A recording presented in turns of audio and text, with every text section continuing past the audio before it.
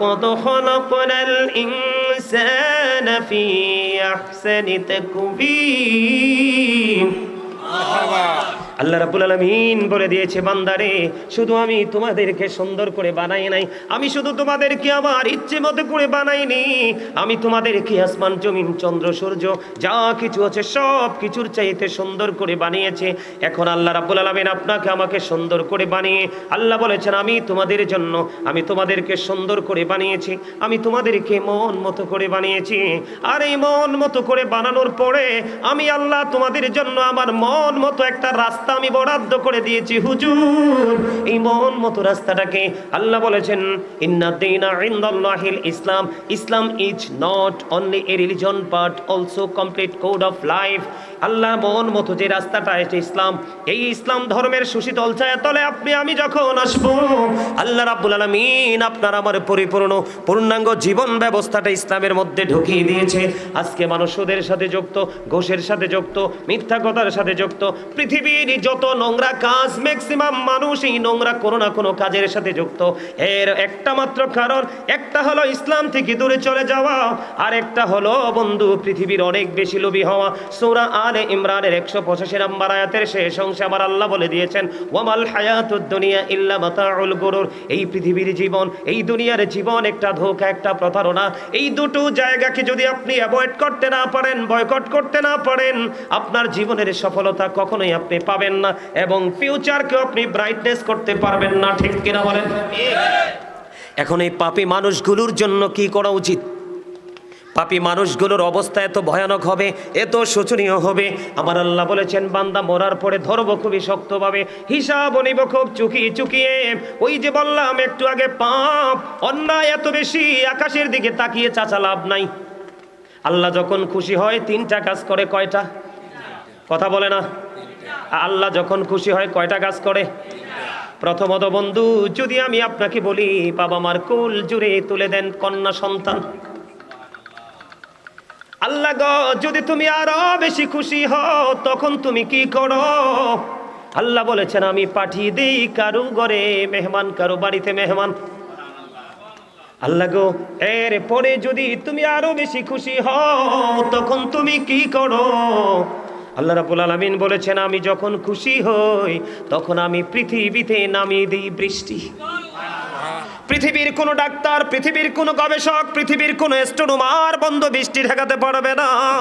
এই বৃষ্টিটা এত বড় নিয়ামত পৃথিবীর বুকে। এখন বর্তমানে বন্ধু পাকিস্তানে বায়ু দূষণের কারণে একদিনে 15,000 মানুষ ঢুকেছে হসপিটালে, হসপিটালের বেডে জায়গা নাই। ঢাকা, ইন্ডিয়া, হিন্দুস্তান, দিল্লিতে বন্ধু বায়ু দূষণের কারণে অবস্থা খারাপ।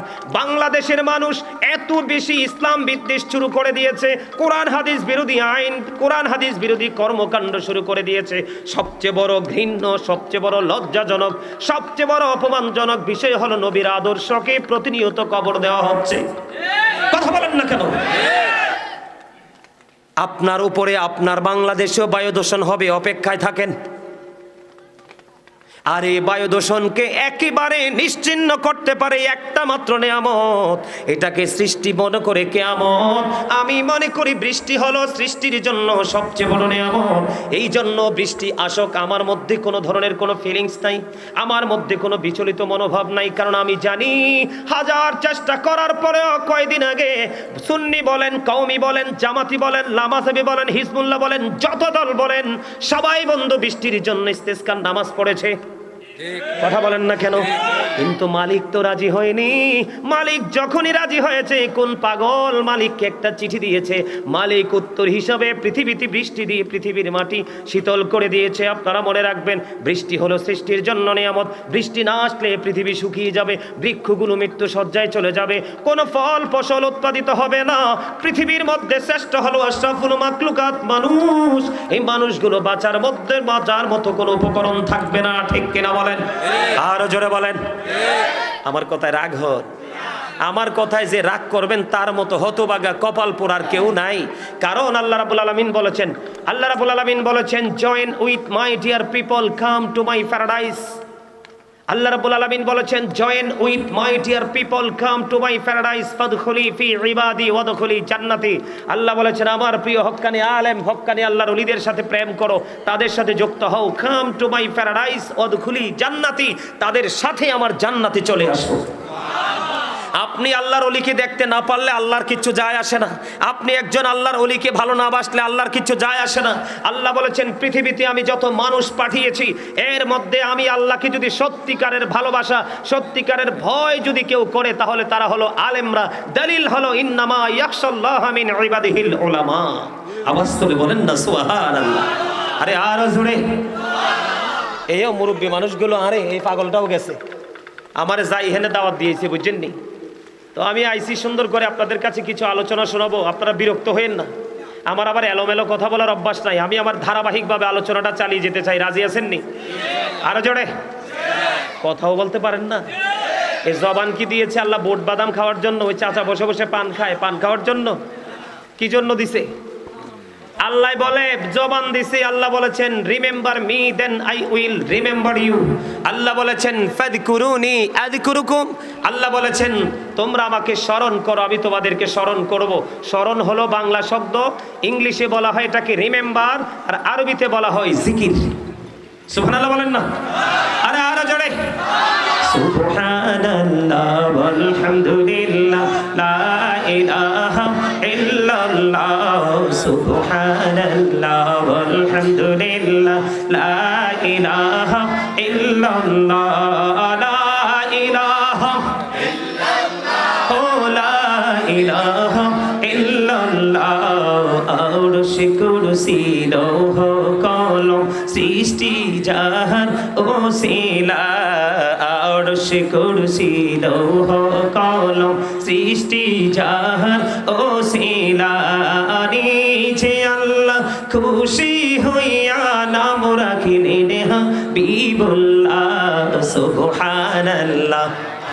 মহাপদে সুবহানাল্লাহ ওয়ালহামদুলিল্লাহ লা ইলাহা ইল্লাল্লাহ।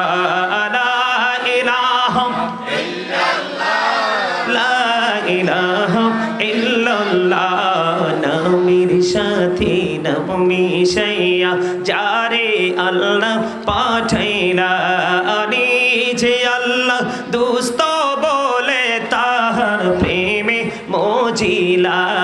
সুবহানাল্লাহ ওয়ালহামদুলিল্লাহ লা ইলাহা ইল্লাল্লাহ লা ইলাহা ইল্লাল্লাহ। শাহাদাতের বাণী ঠোঁটে আসিলেন কামনি বলা।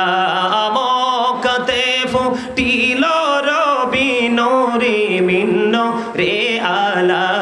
সুবহানাল্লাহ আলহামদুলিল্লাহ লা ইলাহা ইল্লাল্লাহ লা ইলাহা ইল্লাল্লাহ মুহাম্মাদুর রাসূলুল্লাহ সাল্লাল্লাহু আলাইহি ওয়াসাল্লাম। জোরে জোরে বলুন আলহামদুলিল্লাহ। আর জোরে বলেন আলহামদুলিল্লাহ। সমস্ত প্রশংসা পাওয়ার মালিককে আল্লাহ। All praise is to Allah. সমস্ত প্রশংসা আল্লাহর জন্য। Love for Allah and hate for Allah. ভালোবাসাও আল্লাহর জন্য, ঘৃণাও। এই জায়গাটাকে ভালোবাসবো আল্লাহকে খুশি করার জন্য। নেগেটিভ কোনো জায়গায়, নেগেটিভ কোনো প্লেস, এনাদার কোনো প্লেস হতে পারে, আমরা ওইটাকে অ্যাভয়েড করবো, ইগনোর করবো, সেটাও আল্লাহর জন্য। কথা বলেন ঠিক না ঠিক? হুব্বা ফিল্লাহ ওয়াল বুগদা ফিল্লাহ। জোরে জোরে বলেন আল্লাহু আকবার। বন্ধুরে আমার আলোচনার দিকে আপনারা একটুখানি মনোযোগ দেন। আমার মালিক যতক্ষণ পর্যন্ত বলার এবং শোনার তৌফিক দে, আমরা প্রাণ উজাড় করে শুনবো। বন্ধু, আমি আপনাদেরকে বলতে চেয়েছিলাম, আল্লাহ বান্দাকে শক্ত করে ধরবে। ও বন্ধু, বান্দাকে শক্ত করে ধরবে, হিসাব বান্দার কাছ থেকে চুকিয়ে নেবে। এই যুগের মানুষ এতটা দুর্বল, এই যুগের মানুষ এতটা। ও বন্ধু, মনে রাখতে হবে, আল্লাহ রাব্বুল আলামিন স্পষ্ট করে জানিয়ে দিয়েছেন। বন্ধু, আল্লাহর হাবিব আমাদেরকে জানিয়ে দিয়েছেন, আপনি আমি ওই উপারে পৃথিবীর বুকে আপনি আমি যখন বিপদে পড়ি কোনো না কোনো সাহায্যকারী খুঁজে পাই, কেউ না কেউ আমাদেরকে হেল্প করার জন্য বন্ধু চলে আসে। কিন্তু উপারটা এত ভয়ঙ্কর হবে রে, আল্লাহ রাব্বুল আলামিন বলেছেন ওয়ামা লিজ-জালিমিনা মিন আনসার। আল্লাহ রাব্বুল আলামিন বলে দিয়েছে যারা অপরাধ করতেছে তারা নিজের উপর নিজে জুলুম করতেছে। আল্লাহ বলেছেন জালেম যারা, অত্যাচারী যারা, তারা যখন বিপদে পড়ে যাবে আল্লাহ রাব্বুল আলামিন তাদের জন্য কোনো সাহায্যকারী রাখবে না। জোরে জোরে বলেন আল্লাহু আকবার। যারা অত্যাচার করে নিজের উপর নিজে, বন্ধু এটা আমার কথা নয়, আল্লাহ রাব্বুল আলামিন কালামে হাকিম সূরা ইউনূসের 44 নম্বর আয়াতে আল্লাহ বলেছেন ইন্নাল্লাহা লা ইয়াযলিমুন নাসা শাইয়্যান ওয়ালাকিন্নান নাসা আনফুসাহুম ইয়াযলিমুন। আল্লাহ রাব্বুল আলামিন বলে দিয়েছে আল্লাহ আল্লাহর বান্দার উপর অত্যাচার করে না, আল্লাহ আল্লাহর বান্দার উপর জুলুম করে না, বান্দা নিজেই নিজের উপর অত্যাচার করে। জোরে জোরে বলেন না নাউযুবিল্লাহ। Allah doesn't wrong his slave, we are the ones who do wrong. আল্লাহ বলেছেন আল্লাহ আল্লাহর দাসের উপর অত্যাচার করে না, বান্দা নিজেই নিজের উপর অত্যাচার করে। আল্লাহ রাব্বুল আলামিন বলে দিয়েছেন আল্লাহু লা ইউহিব্বুজ জালিমিন। আল্লাহ রাব্বুল আলামিন বলে দিয়েছে ও বন্ধু যারা জালেম, যারা অত্যাচারী, আল্লাহ রাব্বুল আলামিন তাদেরকে ভালোবাসেন না, পছন্দ করেন না। আল্লাহ বলেছেন ওমা লিজ-জালিমিনা মিন আনসার। আল্লাহ রাব্বুল আলামিন বলে দিয়েছেন জালেমরা যখন বিপদে পড়ে তাদের জন্য আমার আল্লাহ সাহায্যকারী রাখে না। তার সিম্পটম হলো ধরাটা খুব শক্ত হবে, হিসাব নেওয়ার ব্যাপারটা হবে খুবই কঠিন, অত্যন্ত ক্রিটিক্যাল বন্ধু।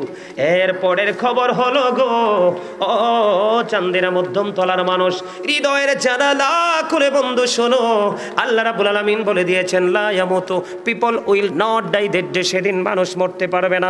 আল্লাহ বলেছেন ফিহা ওয়ালা ইয়াহইয়া, people will not be able to life, that day, সেদিন মানুষ বাঁচতেও পারবে না। আল্লাহ রাব্বুল আলামিন বলে দিয়েছেন ওমা হুমান হাবি গায়িবিন, people will not be able to escape, that day, সেদিন মানুষ সেখান থেকে পালাইতেও পারবে না। আওয়াজ তুলে বলেন না আল্লাহু আকবার। কিছু বুঝতে পারছেন? কি বুঝতে পারছেন? ভয়ঙ্করতা, বাস্তবতাটা যে কত ভয়ঙ্কর হবে বুঝতে পারছেন? বাঁচারও সুযোগ নাই, মরারও সুযোগ নাই, আবার ওখান থেকে বের হয়ে পালিয়ে যাওয়ারও। করবেনটা কি সেদিন? কি করবেন? সকাল থেকে বিকেল পর্যন্ত তো কখনো চৌরাস্তায়, কখনো দোকানে, কখনো রাস্তার ওপারে 3-4 জন বসতেই মানুষকে নিয়ে সমালোচনা। এটার মতো বড় অপরাধ আর কিছু হতে পারে না। কারণ যার সমালোচনা করেছেন তার সব গুণ আপনার কাছে, আর আপনার নেক তার কাছে। আছে না নাই? এইরকম ভাবে সুদ আছে না, ঘুষ আছে না, পরের হক নষ্ট করা, মিথ্যা কথা বলা, নামাজ ছেড়ে দেওয়া, কোরআন ছেড়ে দেওয়া, মানুষকে নিয়ে বিভিন্ন ধরনের আপনার পরিকল্পনা করে মানুষকে নিশ্চিহ্ন করার পরিকল্পনা করে দেওয়া, এরকম করে করে অসংখ্য পাপ আমাদের মধ্যে হচ্ছে প্রতিনিয়ত। এখন এই পাপ যে হচ্ছে এটার জন্য বাঁচার তো একটা রাস্তা দরকার। আল্লাহ রাব্বুল আলামিন বাঁচার জন্য একটা রাস্তা দেখিয়ে দিয়েছেন, ওয়াতুবু ইলাল্লাহি তাওবাতান নাসুহা। কে বলেছে? আল্লাহ রাব্বুল আলামিন বলে দিয়েছেন তোমরা আল্লাহর কাছে কি করো? তওবা শুধু করো না, খালেস নিয়তে নিষ্ঠাপূর্ণভাবে তওবা করো। নাসুহা কি করো? একেবারে নিষ্ঠার সাথে, যেই তওবার মধ্যে কোনো কলঙ্ক নাই, যেই তওবার মধ্যে কি নাই। আল্লাহ রাব্বুল আলামিন বলেছেন ওয়াতুবু ইলাল্লাহি জামিআ আইয়ুহাল মুমিনুনা লাআল্লাকুম তুফলিহুন। এটা বলছে কে? ওমা কথা কয় না, আর যারা বলেন আমাদেরকে আল্লাহ তওবা করতে বলেছে। বন্ধু তওবা যদি কবুল, আল্লাহর কাছে যদি আমরা তওবা করতে পারি রে, তাহলেই হতে পারবো সফল। আমি আজকে সিদ্ধান্ত নিয়েছি কয়েকটা বিষয়ের উপর আলোচনা করব বন্ধু। ওই এতক্ষণ যে কথাগুলো বলেছি এগুলো হচ্ছে আজকের আলোচনার জন্য প্রাসঙ্গিক, আপনাদেরকে অ্যাক্টিভ করার জন্য, এক্সপেরিয়েন্স ম্যান হিসেবে প্রিপেয়ার করার জন্য। বন্ধু বুঝে নিতে হবে রে, মরণ এমন একটা যন্ত্রণার জিনিস, কবর এমন একটা যন্ত্রণার জিনিস, ওপারের প্রথম স্টেপ এত বড় যন্ত্রণার জিনিস রে। ইসলামের চতুর্থ তৃতীয় খলিফা হযরত ওসমান জিন নূরাইন রাদিয়াল্লাহু তাআলা আনহু যখন কোন কবর দেখতো, কবর দেখলে বন্ধু ওনার চক্ষু যেন দুইটা বন্ধু ঝর্ণা হয়ে যেত রে। এত বিরামহীন ভাবে চোখের পানি পড়তে থাকতো। ওগো আপনি কেন কাঁদেন? কাঁদেন গো। আমার কাঁদার কারণ হলো এই যে কবর, এটা হলো পরকালীন জীবনের প্রথম স্টেপ, প্রথম ধাপ। এই প্রথম ধাপ যে অতিক্রম করতে পারবে রে, তাহলে তার জন্য বাকি সবগুলো ইজি হয়ে যাবে। এই জন্য কবর দেখলে আমি কাঁদি। আবার এই কবরের মধ্যে যদি কেউ অ্যারেস্ট হয়ে যায় রে, তাহলে আর কোনো উপায় থাকবে না। ওই যে বলেছি বন্ধু, সেনাবাহিনীর হাতে অ্যারেস্ট হয়ে যেতে হবে। ওই সেনাবাহিনীর হাতে এত বড় বড় হাতুড়ি থাকবে রে, এই হাতুড়ি যদি পৃথিবীর বুকে একটা বারের জন্য রাখা হয়, পৃথিবীর মানুষ জিন সবাই মিলে একটা সেকেন্ডের জন্য হাতুড়িটাকে জমিন থেকে একটা সেকেন্ডের জন্য সুতা পরিমাণ উঠাইতে পারবে না। ওই হাতুড়ির আঘাত ওই পাপীদের উপর কন্টিনিউ বরাদ্দ হয়ে যাবে। শুনে শুনে বলেন না নাউজুবিল্লাহ। আপনারা এখনো কথা বলেন, আমার বুঝি আসে না কেমন করে কথা আছে, কতটুকু বিবেকহীন, কতটুকু সেন্সলেস হলে এখনো কথা বলা যায়। আমি আপনাদেরকে এতক্ষণ এই কথাগুলো বলেছি শুধুমাত্র আপনাদের মানসিকতাটাকে পরিবর্তন করার জন্য, ধারণাটাকে চেঞ্জ করার জন্য, লাইফ স্টাইলটাকে যেন চেঞ্জ করতে পারেন কন্টিনিউয়াসলি। সেই জন্য আমি আজকে আপনাদেরকে এতগুলো কথা বললাম। কি মনে করেছেন দুঃখে শুধু পড়ে থাকেন, সাহায্যকারী না পাইলে বুঝবেন দুঃখ যতটা না, তার চেয়ে বড় হলো না পাওয়ার যন্ত্রণা। কথা বলেন না কেন? আমার কাছে নিজেকে মুসলমান বলতে বড় লজ্জা লাগে। বলো হুজুর কেন গো? আমরা মুসলমান দাবি করি নিজেকে, কিন্তু আল্লাহর হাবিবের আদর্শকে কবর দিতে একটা সেকেন্ড দেরি করি না।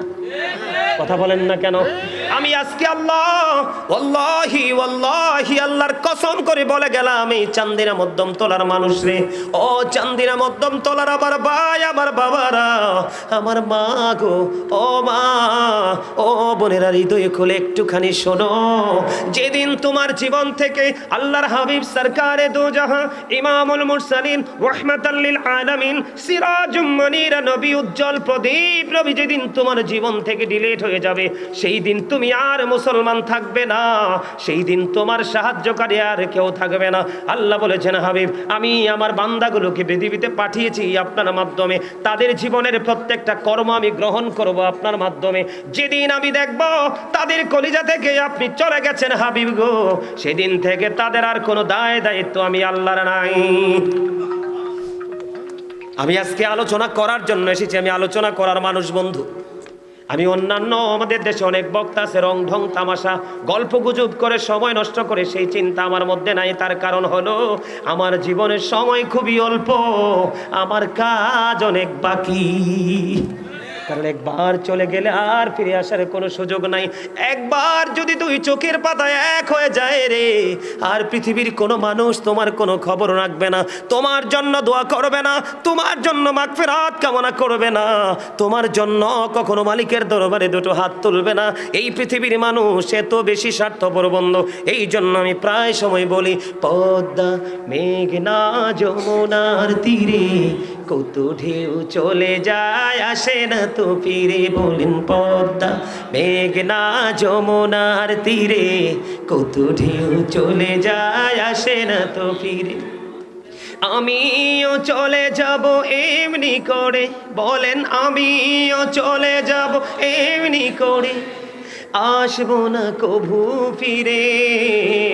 বলেন পদ্মা মেঘনা যমুনার তীরে কত ঢেউ চলে যায়, আসে না তো ফিরে। আল্লাহ ডেকে ডেকে বলে, বান্দা যখন তোমার কেউ ছিল না তখন ছিলাম আমি, এখন তোমার সব হয়েছে, পর হয়েছি আমি। যখন তোমার কেউ রবে না, রব শুধু আমি। আমার কাছে আসতে হবে, মনে রেখো তুমি। তোরা চাসনি কিছু, তোরা চাসনি কিছু কারো কাছে খোদার মদদ ছাড়া, অন্যের উপর ভরসা ছেড়ে নিজের পায়ে দাঁড়া।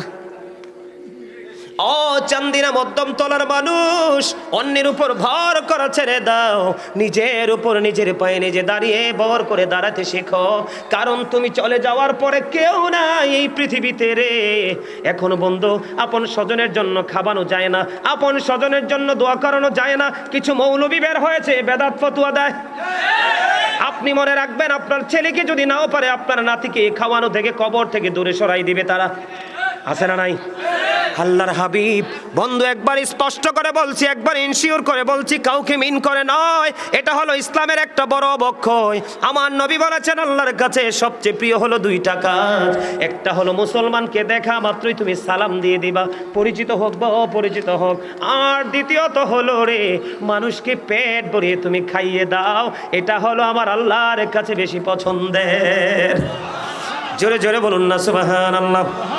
আমি ওই জায়গায়, তওবার জায়গায় আমি আসবো, আপনাদেরকে নিয়ে আবার আসবো। আমি ছোট্ট করে একটা এক্সাম্পল দিই বন্ধু, যেহেতু আমি আজকে বন্ধু ফিউচার, প্রেজেন্ট অ্যান্ড ফিউচার, বর্তমান এবং ভবিষ্যৎ নিয়ে আলোচনা করছি। আপনারা একটুখানি খেয়াল করেন আমার দিকে, ছোট্ট দুইটা হাদিস বলবো বন্ধু। আল্লাহর হাবিব সরকারে মদিনা, ওনার কাছে একদিন এক মেহমান আসলো রাসূলের কাছে। আসার পরে আমার নবী ডাক দিয়ে বললেন, আজকে এই মেহমানের দায়িত্বটা কে নেবে? একজন আনসারী সাহাবী দাঁড়িয়ে গেলেন, ইয়া রাসূলুল্লাহ, ইয়া হাবিবাল্লাহ, নবী গো, ও প্রাণের নবী, এই মেহমানের দায়িত্বটা আমাকে দিয়ে দেন। আমি সাদরে গ্রহণ করে নিলাম। আল্লাহর হাবিব সরকারে মদিনা তিনি কি করলেন, ওই আনসারী সাহাবীকে দায়িত্বটা দিয়ে দিলেন। আনসারী সাহাবী আল্লাহর প্রিয় হাবিব, রহমতের ভান্ডার, নবী উম্মতের কান্ডার, ওই নবীজির কাছ থেকে মেহমান চেয়ে নিলেন। নেওয়ার পরে বাড়িতে চলে গেলেন, গিয়ে বললেন, বিবি, বিবি গো, আজকে বাসায় কোনো খাবার আসেনি। কয় আছে গো স্বামী, আমাদের বাচ্চাটার খাবার। কার খাবার?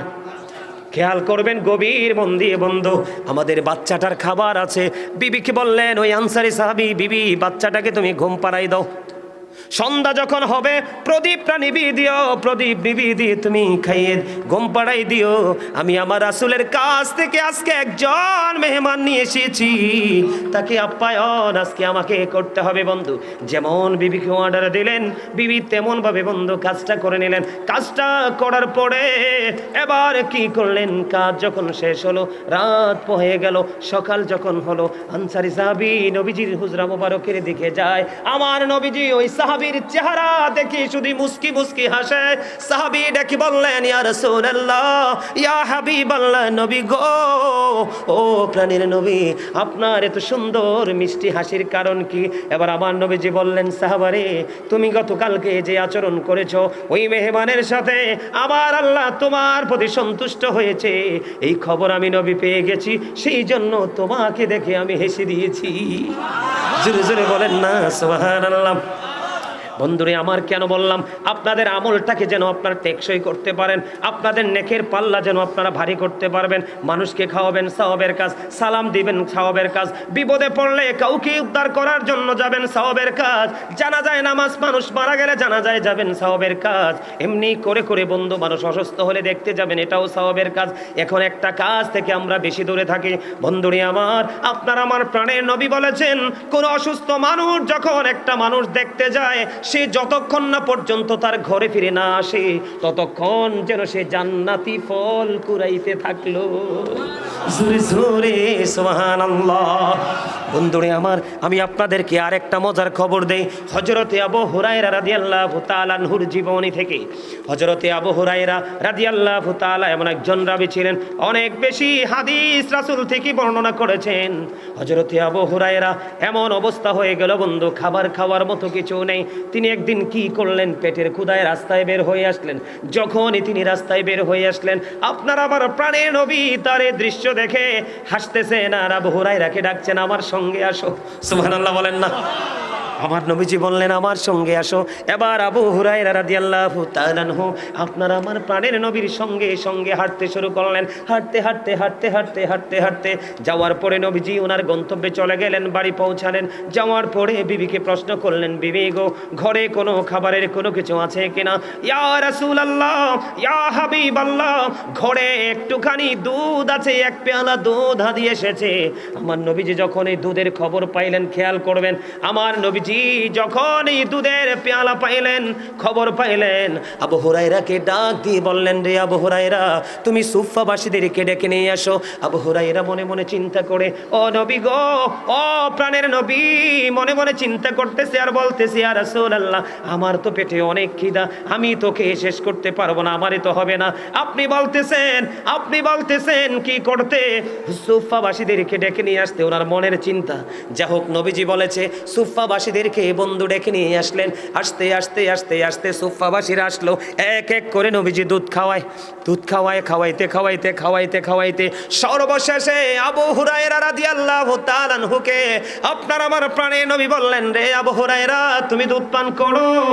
দুধ পান করার কথা যখন বললেন, দুধ পান করার কথা বলার পরে আবার আপনার প্রাণের নবীজি এবার আবু হুরায়রাকে বললেন, খাও। তিনি খাইলেন। নবীজি বললেন, আরো খাও। তিনি খাইলেন। আরো খাও। নবীজি বললেন, আরো খাও। তিনি খাইলেন। খাইতে খাইতে খাইতে খাইতে এত বেশি বক্ষণ করেছে আর পেটের মধ্যেও জায়গা হয় না। জোরে জোরে সুবহানাল্লাহ। আমার কথা আপনারা বুঝতে পারছেন নি? কথা বলেন না কেন? তাহলে নবীজির এই হাদিস থেকে মানুষকে খাওয়ানোর শিক্ষা আছে না নাই? খাওয়ানো জায়েজ না না জায়েজ?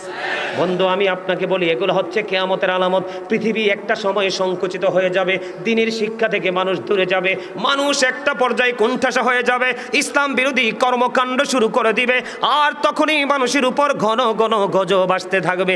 এটা হলো কিয়ামতের আলামত। এই জন্য আপনি কবরে যাওয়ার আগে সচেতন হতে হবে, আমি কবরে যাওয়ার আগে সচেতন হতে হবে। যোগ্য দক্ষ আলেমদের সাথে যুক্ত থেকে আপনাকে রাস্তাঘাট চিনি আমল করতে হবে। ঠিক কিনা বলেন? আপনারা রাজি আছেননি? আরো জোরে বলেন। এর মধ্যে সবচেয়ে বড় গুরুত্বপূর্ণ কাজ হলো একটা, আল্লাহ বলেছেন তাওবাতান নাসুহা, আল্লাহ বলেছেন খালেস তওবা করো, নিষ্ঠাপূর্ণ তওবা করো। এখন আমাদের মধ্যে এত বেশি অন্যায়, এত বেশি অপরাধ, এত বেশি পাপ হচ্ছে, আমাদের তওবার দরকার আছে না নাই? আপনারা তওবা করতে রাজি আছেন না নাই? বন্ধুরি আমার, আমি আপনাদেরকে অত্যন্ত গুরুত্ব সহকারে বলবো, আল্লাহর হাবিব কোন হাদিসে এসেছে দৈনিক 70 বার, আবার কোন হাদিসে এসেছে দৈনিক 100 বার আল্লাহর হাবিব তওবা করে আমাদেরকে তওবার ট্রেনিং দিয়েছেন, আমাদের ক্ষমার জন্য ব্যবস্থা করেছেন। আর আপনি আমি দৈনিক 7 বার করিনি তওবা। কথা কয় না? কথা বলেন। উপরে এসে বসে এও অপারেটর কই?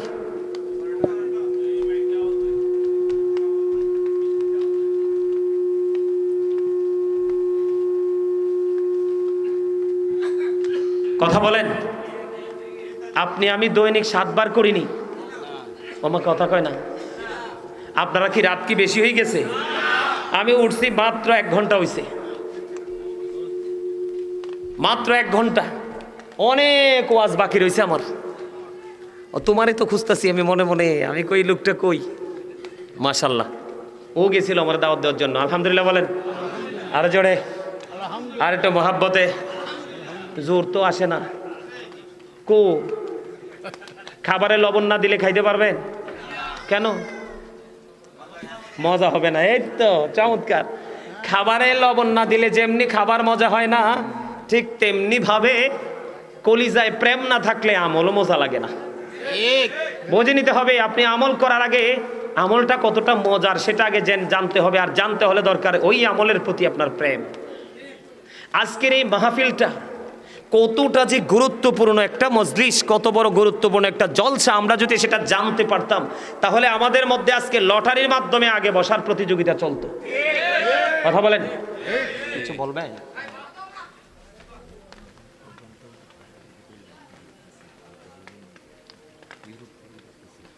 এইখান এই যে লাইভটা চলতেছে না, এইটা থেকে অসংখ্য ইউরোপিয়ান আছে। ঠিক আছে, আলহামদুলিল্লাহ আলহামদুলিল্লাহ আলহামদুলিল্লাহ বলেন। আলহামদুলিল্লাহ। একটা কথা কই, আদারওয়াইজ নিয়েন না, বুঝছেন? এই যে এতক্ষণ যে মাইকটা একটা ডাক দিল দেখছেন নি? হ্যাঁ, এই সাউন্ডটা আপনার আমার কাছে একটু বিরক্তিকর না? কিন্তু আমি বলার পরে এই ছেলেটা এটাকে কন্ট্রোলিংয়ে আনার জন্য সে আসছে, তার আগে কিন্তু আসে নাই। খেয়াল করছেন আপনারা? আমি আপনাদেরকে এক্সাম্পল দিচ্ছি, একদম প্র্যাকটিক্যাল, যেটা আপনাদের চোখের সামনে। এই কারণে এক্সাম্পলটা দিচ্ছি, ঠিক এই জায়গাটাতে বিবেকটা যেমন কাজ করেনি, একটু স্লো কাজ করেছে। কথা বুঝেন? আবার এই জায়গাটাতে বিবেকটা একটু স্লো কাজ করেছে। ঠিক তেমনিভাবে প্রতিনিয়ত সকাল থেকে বিকেল পর্যন্ত বর্তমান প্রেক্ষাপটে বাংলাদেশের যুবক যুবতী মধ্যবয়স এবং বৃদ্ধরা মোটামুটি একটু টেকসই আছে, কারণ গরিব মুরব্বী মানুষের অন্তর এখনো খুঁজলে পাওয়া যায় আল্লাহ রাসূলের প্রেম ভালোবাসায় ভরা। আর বর্তমান প্রজন্মের ম্যাক্সিমাম যুবক যুবতীর অন্তর হিংসা, নোংরামি আর আত্মগরিমায় ভরা। কথা বলেন না কেন? ভুল বলছি? বিবেক হলো আল্লাহর দেওয়া একটা নূর। বিবেক নামক নূর আল্লাহ রাব্বুল আলামিন যাকে দিয়েছে, সেই নূরের ছোঁয়ায় তার সমাজ থেকে, তার ফ্যামিলি থেকে, তার দেশ থেকে সে অন্ধকার নামক অভিশপ্ত জিনিসকে চিরতরে সে বিদায় দিতে পেরেছে। যার বিবেক নাই তার কাছে কিছুই আছে? কথা বলেন আছে? তো এই জন্য বলছি আজকের এই মাহফিল, আমার দিকে তাকান, আজকের এই মাহফিল থেকে শিক্ষা নিবে সেন্স এবিলিটি সম্পন্ন পার্সন যারা সেন্সলেস পার্সন, তাদের জন্য এখানে কোনো কি নাই, কোনো ধরনের শিক্ষা, কোনো ধরনের আদেশ উপদেশ নাই। কারণ বিবেকহীন যারা, তাদের মতো কপাল পোড়া দুনিয়া আখিরাতে আর কেউই নেই। কথা বুঝেন আমার? আমি আবার আলোচনা ঢুকবো? হ্যাঁ ঢুকবো সবাই। তার আগে একটু দুরূদ পড়ে নেন। আল্লাহুম্মা সাল্লি আলা, মাশাআল্লাহ, মুহাম্মাদ ওয়া আলা আলি সাইয়্যিদিনা মুহাম্মদ। বান্দায় আছি বন্দিগি নাই, বদহালাতে জিন্দেগি, গুনাই গুনাই জীবন গেল, আখিরাতের উপায় কি? আল্লাহুম্মা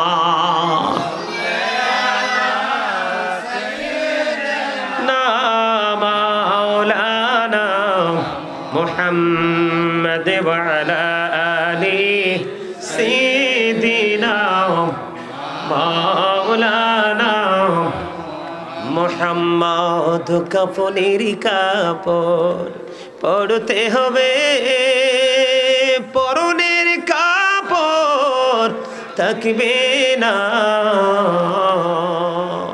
ধনী বলো গরিব বলো, আজরাইল কাউকে ছাড়বে না। আল্লাহুম্মা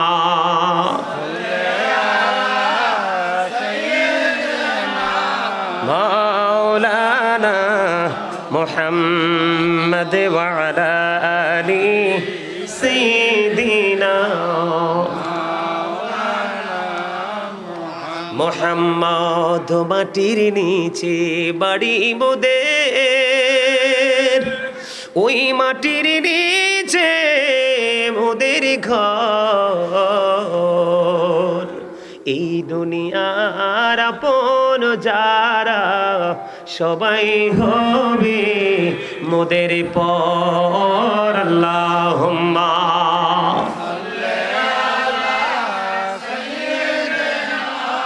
মাওলানা মুহাম্মদ ওয়া আলা আলি মাওলানা মুহাম্মদ। ডাইনে মাটি বামে মাটি, মাটি হবে বিছানা, উপরেতে বাঁশের ছানি, এই তো ঘরের নমুনা। আল্লাহুম্মা সাল্লি আলা মাওলানা মুহাম্মদ ওয়া আলা আলি মুহাম্মদে। ও মরণ যেদিন হবে তোমার, কেউ হবে না সাথী। আধার ঘরে থাকতে হবে, কেউ দিবে না বাতি। আল্লাহুম্মা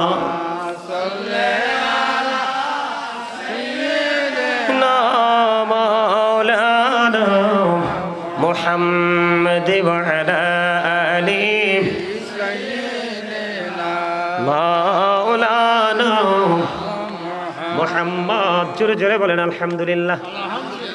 আমি দরুদ পড়েছি, এত সুন্দর করে দরুদ পড়ার পরে আপনারা অনেকেরই দেখি জবানটা বন্ধ। হায় রে আফসোস, হায় রে কপাল পোড়া মানুষ, কত কঠিন হয়েছে তোমরা, কত পাথর হয়েছে তোমাদের হৃদয়ে। তোমরা যদি জানতে নবীর দরুদে কত প্রেম রয়েছে, কত মধু রয়েছে নবীর প্রেমের দরুদে, তাহলে ফরজ ও ওয়াজিবের পাশাপাশি সারা দিন তুমি নবীর দরুদ পড়তাম। আল্লাহর হাবিব জানিয়ে দিয়েছে, হাদিস শরীফের মধ্যে এসেছে, কেউ যদি রাসূলকে ভালোবেসে মাত্র জুম্মার দিনে যদি 80 বার দরুদ পড়তে পারে রে, আমার আল্লাহ খুশি হয়ে তার হাবিবের প্রেমে 80 বছরের সগীরা গুনাহ আমার আল্লাহ মাফ করে দেয়। বন্ধু শুধু এখানে একান্ত নয় রে, আপনার আমার প্রাণে নবী আরো বড় মজার খবর দিয়েছে। হাদিসের রাবি হলেন হযরত আনাস রাদিয়াল্লাহু তাআলা আনহু। হাদিসের গ্রন্থের নাম হলো বন্ধু দাইলামি শরীফ। দাইলামি শরীফের মধ্যে এসেছে, আপনার আমার প্রাণে নবী তিনি জানিয়ে দিয়েছেন, পৃথিবীর আমার উম্মত কেউ যদি প্রাণের নবীকে ভালোবাসিয়া প্রতিদিন যদি মাত্র 1000 বার যদি কেউ দুরূদ পড়তে পারে রে, হোক যুবতী বা হোক যুবক, হোক বৃদ্ধ বা বৃদ্ধা, যেই কন্ডিশনের মানুষই হও না কেন, কেউ যদি নবীকে মহব্বত করে প্রতিদিন 1000 বার দুরূদ পড়তে পারো গো, নবীজি বলেছে জান্নাত না দেখা পর্যন্ত তার মরণ হবে না। আমার নবী আরো বলেছে, পৃথিবীর বুকে যে যত বেশি আমি নবীকে ভালোবেসে দরুদ পড়বে রে, তত বেশি হাসরের দিন সে তত বেশি আমার কাছে থাকবে। নবীর কাছে থাকলে উম্মতের কোনো ডর আসেনি? আরো জোরে বলেন না। নবী আপনাকে আমাকে শাফায়াত করবে বিশ্বাস করেননি? কথা বলেন। নবী যে সুপারিশ করতে পারে এটা আপনারা জানেননি, এটা আপনারা বিশ্বাস করেননি। আমাদের দেশে কিন্তু দিন দিন অবিশ্বাসের সংখ্যাও বেড়ে যাচ্ছে, নবী নাকি আমাদের মতো। আল্লাহর হাবিব বলেছেন, ক্বালা আইয়ুকুম মিসলি, তোমরা কে আছো আমার মতো? কেউ হাত তুলতে পারেনি, কারণ নবীর মতো কেউ হতে পারে না। তিনি বেনজির ও বেমিসাল, যিনি সকল নবীদেরও নবী, যেই নবীটা আপনার আমার সকলের প্রাণের নবী। ঠিক কিনা বলেন? নবী, এই নবীজির কথাগুলো বিশ্বাস করেন কি করেন না? সত্য বলে মনে হয় তো? যদি সত্য বলে মনে করেন, আমার হাত জোর করে আপনাদের কাছে অনুরোধ থাকবে, আগামী দিন থেকে নিজের জীবনের যে চলার পথ, নবীজির যে নিজের যে চিন্তা করার ধারা, নবীজির যে পথ চলার যে রাস্তা, সবগুলোকে একটু পরিবর্তন করবেন। তাহলেই আজকের মাহফিল হবে আপনার জন্য ভবিষ্যতে বড় নিয়ামত। কথা বলেন না কেন? কারণ এই মাহফিল আপনাকে সাক্ষী দিবে, আল্লাহ তোমার এই বান্দা যেদিন ওই গাজী সুলাইমান আল কাদরির সামনে বসে বসে ওই তত্ত্বগুলো নিয়েছিল, পরের দিন বা তারপর থেকেই তিনি বাস্তবায়ন করা শুরু করে দিয়েছে। তুমি তাকে এটার উসিলায় মুক্ত করে দাও। আল্লাহ কিন্তু আগেই বলেছে যে কোনো উসিলায় বান্দাকে পার করবে। আল্লাহ বলেছেন ওয়াবতাগু ইলাইহিল উসিলা। সুবহানাল্লাহ বলেন না? আর এই উসিলাটা হলো, আল্লাহ বলেছেন আকুনু মা'আস সাদিকিন, ট্রুথফুল ম্যান। এটা হতে পারে হক্কানি আলেম, হতে পারে হক্কানি আল্লাহর ওলি। আপনি যাকে ভালোবাসবেন সেই হবে আপনার উসিলা। তার সাথে প্রেম করে আল্লাহ পাওয়ার প্রত্যেকটা উসিলা আপনি খুঁজে বের করবেন। জোরে জোরে কন্যা আমিন। বন্ধুরি আমার, এলোমেলো কথা আর অন্যদিকে যেতে চাই না, আপনারা মনটা দিয়ে শুনবেন। বিরক্তকর সময় আমি নিব না, যতক্ষণ আলোচনা শুনবেন ততক্ষণই আমি আপনাদেরকে শোনাবো। আল্লাহ রাব্বুল আলামিন বলেছেন তোমরা তওবা করো, করলেই তোমরা সফল হয়ে যাবে। আল্লাহ বলেছেন তাওবাতান নাসুহা, তোমরা খালেস নিয়তে নিষ্ঠাপূর্ণভাবে তওবা করো। এই তওবা তোমাদেরকে বড় নেয়ামতের দিকে নিয়ে যাবে। বন্ধু, এতটাই নেয়ামতের দিকে নিয়ে যাবে, আমি আজকে আপনাদেরকে বলি আল্লাহি ওয়াল্লাহি ওয়াল্লাহি, আল্লাহর কসম করে বলছি, আজকের জান্নাতের বাগানকে সাক্ষী করে হাদিস শরীফটা আমি বন্ধু একাধিকবার আজকেও দেখে এসেছি বন্ধু, মাগরিবের পরে দেখেছি। আল্লাহর হাবিব বলেছেন, যেই বান্দাটা বেশি বেশি করে আল্লাহকে ভালোবেসে অপরাধের জন্য অনুতপ্ত হয়ে তওবা করবে, আল্লাহ রাব্বুল আলামিন জানিয়ে দিয়েছে, আল্লাহর হাবিব আমাদেরকে মেসেজটা দিয়েছে, আল্লাহ তার জন্য কোনো প্রতিকূলতা রাখবে না। যত ধরনের ক্রাইসিস মুভমেন্ট আছে সব কিছু থেকে আল্লাহ তাকে বের করে দিয়ে দিবে। আল্লাহ বলেছেন, পৃথিবীর মানুষ যেটার জন্য বেশি পাগল, অর্থ। আপনারা যে আমার সামনে আসেন ঠিক বলে একটু জানাই দেন। এখানে লাইভে অনেক মানুষ, ইউরোপ থেকে মানুষ দেখতেছে, আসেননি আপনারা? জোরে বলেন ঠিক যে, আরো জোরে বলেন। পৃথিবীর মানুষ যেটার জন্য বেশি পাগল, টাকা, অর্থ, দৌলত। আল্লাহর নবী বলেছে আমার উম্মতেরা হৃদয় খুলে শুনো, বেশি বেশি করে তওবা করো, বেশি বেশি করে তওবা করো। একবারে সোজা করে লারা দেন, এইভাবে এইভাবে শক্ত করে কনফিডেন্সলি নারায়ে তাকবীর, আল্লাহু আকবার, নারায়ে রিসালাত, ইয়া রাসূলুল্লাহ, আহলে সুন্নাত ওয়াল জামাত, চান্দিনাবাসীর পক্ষ থেকে, মধ্যমতলার পক্ষ থেকে হাত নামান। মারহাবা। আপনারা ফুল আমার আগে দিয়ে দিছেন, এর লাগে আগে ফুলটা কইয়ে দিলাম। আলহামদুলিল্লাহ বলেন আরো জোরে। বন্ধুরে আমার আলোচনার গভীরের দিকে আমি ঢুকতে যাই। আপনারা যদি বিরক্ত না হন আমি ঢুকবো, আরো আমার সাথে থাকবেন সবাই। আলহামদুলিল্লাহ বলেন। আপনি আমি যতক্ষণ ক্ষমা চাইতে থাকবো আমার আল্লাহ ততক্ষণ পর্যন্ত বন্ধু ক্ষমা করতে থাকবে। সবচেয়ে বড় মজার বিষয় ভাই, আমার বাবা চাইলেও আমি আগামীকালকে আসতে পারবো না। এই সময়টা আমার জন্য অত্যন্ত গুরুত্বপূর্ণ। মনটা দিয়ে শোনেন, আল্লাহ রাব্বুল আলামিন বলেছেন আল্লাহ ক্ষমা করে দেয়। আল্লাহ বলেছেন তওবাকারীকে কবুল করে নেয়, পৃথিবীর জন্য নিয়ামত বরাদ্দ দিয়ে দেয়। তবে ক্ষমাটা কেমনে করে একটু জানার দরকার আছে না নাই? হাদিস শরীফের মধ্যে এসেছে বন্ধু অত্যন্ত চমৎকার। আল্লাহর হাবিব বলে দিয়েছেন একজন মানুষ একজন ওট নিয়ে মরুভূমিতে চলে গেল। ওটের পিঠের মধ্যে তার খাওয়া দাওয়া পানি যা আছে ওটের পিঠরে তুলে দিল। হঠাৎ করে বন্ধু ওটটা হারিয়ে গেল। ওটটা হারিয়ে যাওয়ার পরে ওটের মালিক একটু বন্ধু বিচলিত হয়ে গেল, কারণ তার বেঁচে থাকার বা এই মুহূর্তে চলার যত সম্বল সবগুলো হারিয়ে যাওয়া, মানে সব কিছু হারিয়ে যাওয়া। লোকটা বন্ধু টেনশনে পড়ে গেল। বন্ধু লোকটা অনেক বেশি কি করতেছে, লোকটা অনেক বেশি ওয়ারি করতেছে বন্ধু। করতে করতে করতে করতে করতে করতে হঠাৎ করে চেয়ে দেখতে পাইল তার হারিয়ে যাওয়া ওট আবার তার কাছে ফিরে এসেছে।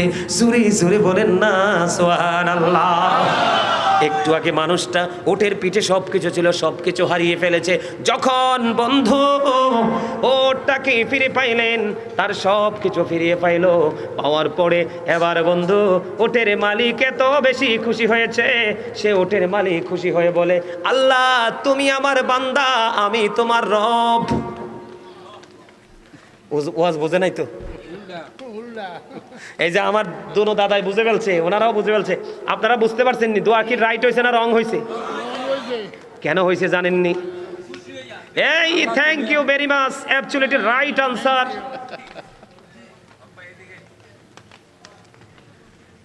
এক্সিলেন্ট ভাবে তিনি উত্তর দিয়েছেন। You are great my dear younger brother. আলহামদুলিল্লাহ, you are very experience man. আলহামদুলিল্লাহ বলো, আরে আরো জোরে। এইটাই হলো বিবেক। তাৎক্ষণিকভাবে কাজ করেছে, ক্যাচ করতে পেরেছে তিনি।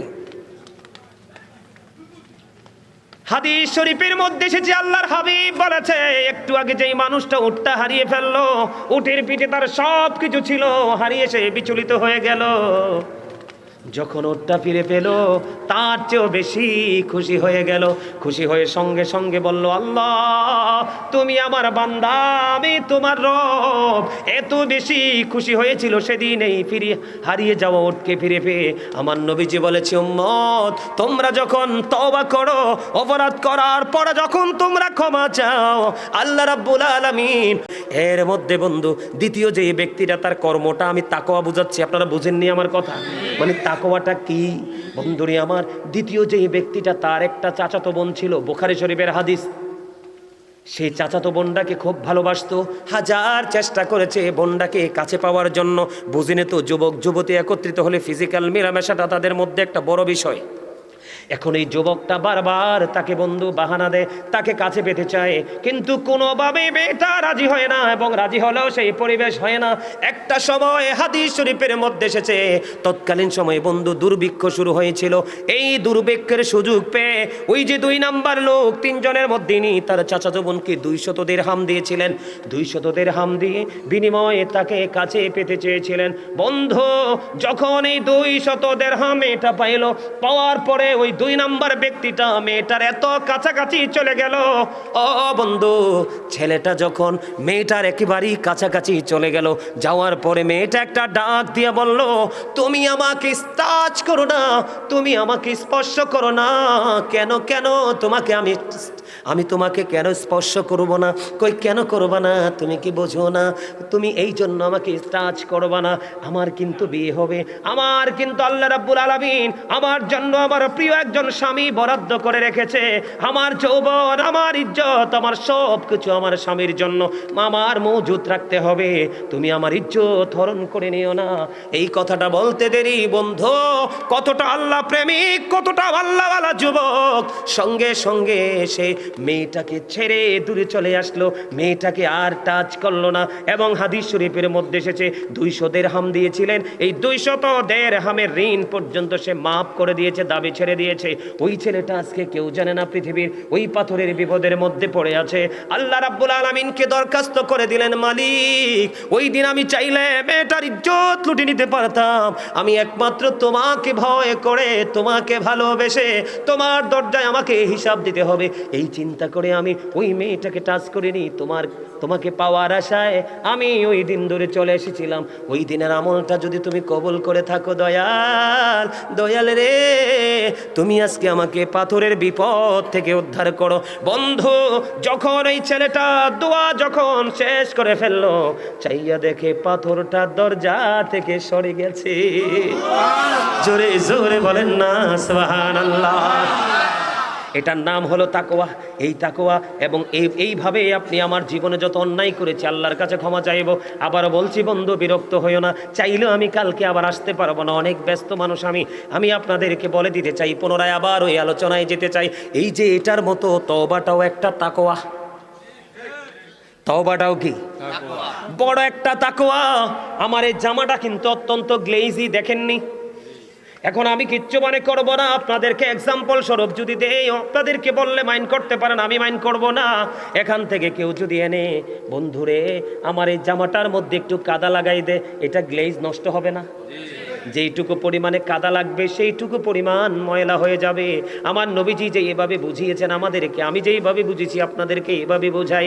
আল্লাহর হাবিব বলেছেন, যখন আল্লাহ কোনো বান্দা অপরাধ করে, সাদা কাপড়ের মধ্যে যেমনি দাগ লাগে তার এমনি করে দাগ লেগে যায়। যখন সে তওবা করে, আমরা হুইল পাউডার অথবা লেবুর ছিলা দিয়ে যদি আমরা কি করে ওয়াশ করি, পুরোটা না হইল ময়লাটা দূর হয়ে যাবে, ঠিক কিনা বলেন? ঠিক তেমনি ভাবে জীবনের পাপগুলো থেকে মুক্তি পেতে হলে আপনাকে তওবা করতে হবে। আল্লাহ রাসূল বলেছেন, দাগটা যখন লেগে যায়, তওবা করার পরে দাগটা মুছে যায়। জোরে জোরে বলেন না সুবহানাল্লাহ, আর জোরে বলেন না সুবহানাল্লাহ। বন্ধুরে আমার দিকে আপনারা তাকাইতে হবে, মন দিয়ে আমার আলোচনা শুনতে হবে। জোহাইনা গোত্রের একটা মহিলা, এদিকে তাকান। তওবা আল্লাহর কাছে কত প্রিয় বোঝার জন্য বলছি। জোহাইনা গোত্রের এক মহিলা, তার মধ্যে কত তাকওয়া দেখেন। তার ব্যভিচারের মাধ্যমে সে সন্তান ধারণ করে ফেললো। নাউজুবিল্লাহ বলেন, আরো জোরে। ব্যভিচারের মাধ্যমে সন্তান ধারণ করে ফেললো। সন্তান ধারণ করার পরে আপনার আমার প্রাণের নবীর কাছে চলে গেল। নবীজির কাছে যাওয়ার পরে বললেন, বাবাকে সঙ্গে নিয়ে গেলেন, আমার এই মেয়েটা ব্যভিচার করেছে, ব্যভিচারের মাধ্যমে সন্তান ধারণ করে ফেললো। আল্লাহর হাবিব সরকারে মদিনা তিনি বন্ধু জানিয়ে দিলেন, ব্যভিচার করে ফেলেছে, সন্তান ধারণ করে ফেলেছো, কোনো সমস্যা নেই। বাবাকে বললেন, আপনি আপনার মেয়েটাকে নিয়ে বাড়ি চলে যান। খেয়াল করেন বিষয়টা, আপনি আপনার মেয়েটাকে নিয়ে বাড়ি চলে যান, মেয়েটাকে আদর যত্ন করে লালন পালন করতে থাকেন। যখন সন্তান প্রসব করবে, সন্তান প্রসব করার সঙ্গে সঙ্গে, সন্তান প্রসব করার পরে মেয়েটাকে নিয়ে আমার কাছে চলে আসবেন। বন্ধু মেয়েটাকে নিয়ে বাবা বাড়ি চলে গেল। হাদিস শরীফের মধ্যে এসেছে, মেয়েটাকে নিয়ে বাবা বাড়ি চলে গেল।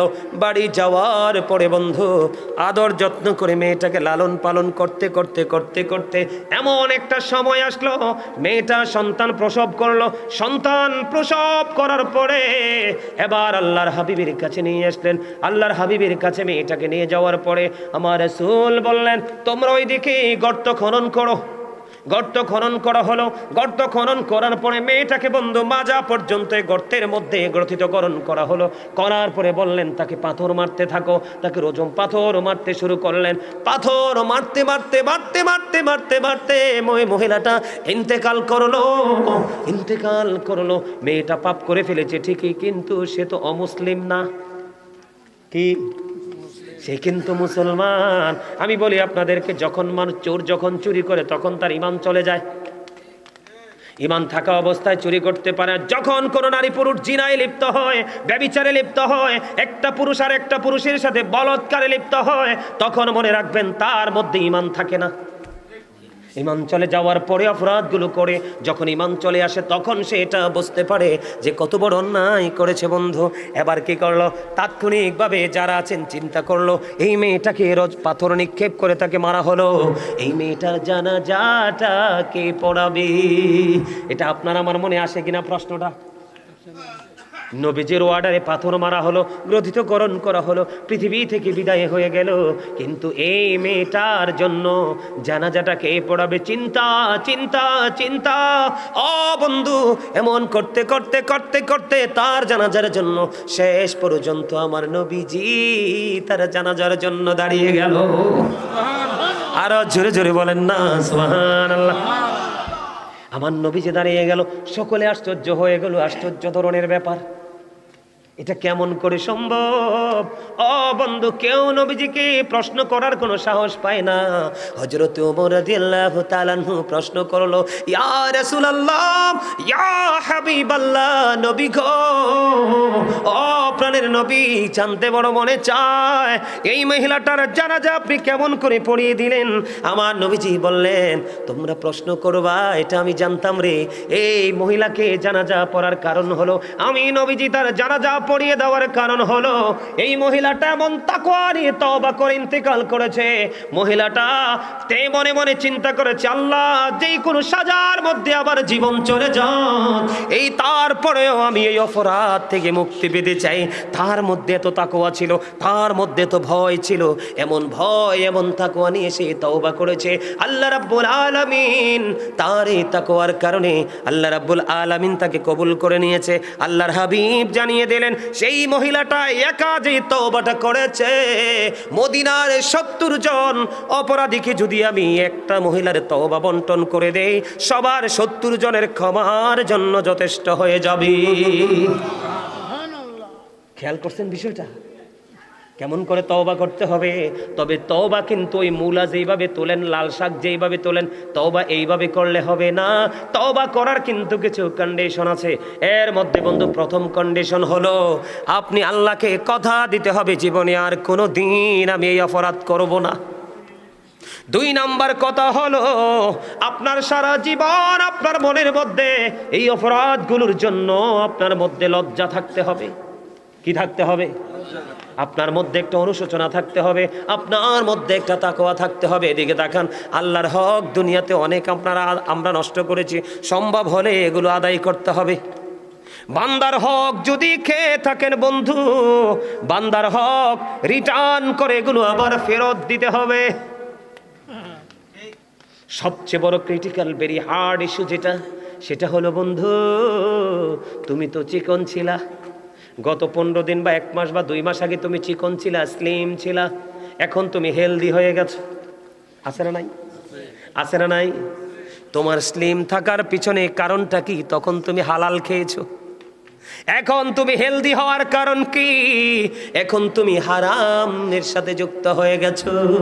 আল্লাহর হাবিব জানিয়ে দিয়েছে, তোমার জীবনে হারাম খাবার থেকে শরীরের মধ্যে যে গোশত ঢুকাইছো, অপরাধের খাবার থেকে শরীরের মধ্যে যে গোশত ঢুকাইছো, এগুলাকে আবার তাকওয়া দিয়ে খসাইতে খসাইতে আগের জায়গায় নেমে আসতে হবে।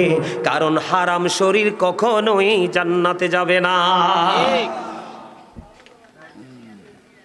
এটার জন্য বাঁচতে হলে আল্লাহ বলেছেন, ইন্নাল্লাহা ইউহিব্বুত তাওয়াবিন ওয়া ইউহিব্বুল মুতাহহিরিন।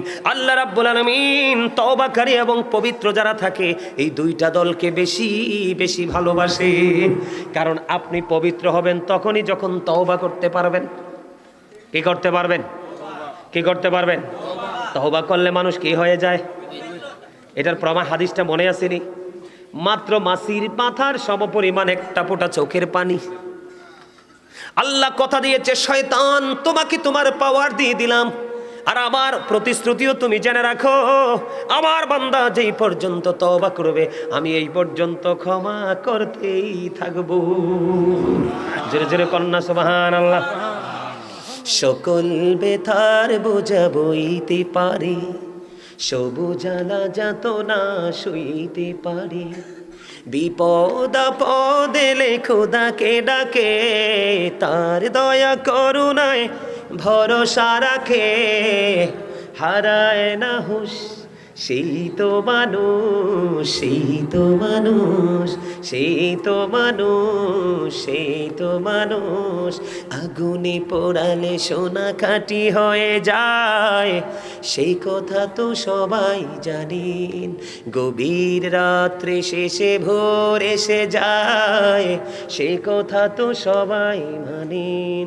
সমুদ্র পাড়ি দিয়ে দারচিনি বন, দেখে দেখে বড়ে শুধু নাবিকের মন। সোনালি মানুষ সেই তো মানুষ, সেই তো মানুষ।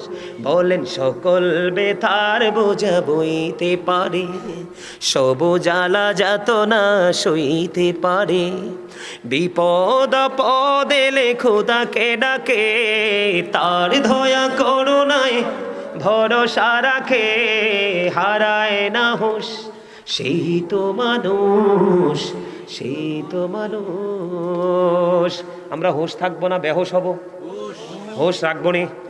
এবার আপনাদের মনের মধ্যে একটা প্রশ্ন আসতে পারে, বলে হুজুর সারাটা জীবন অন্যায় করে ফেলেছি, অপরাধ করে ফেলেছি, অপরাধের কিন্তু কোনো ক্লাস নাই, অপরাধ অপরাধী কথা কয় না। অপরাধ কি? আপনি ছোট ছোট গুনাহ যখন কন্টিনিউ করতে থাকবেন, এটা একদিন কবিরা গুনাহে রূপান্তরিত হয়ে যায়।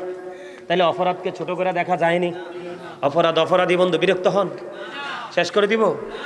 তাবারুক আছে? তাবারুক আছে?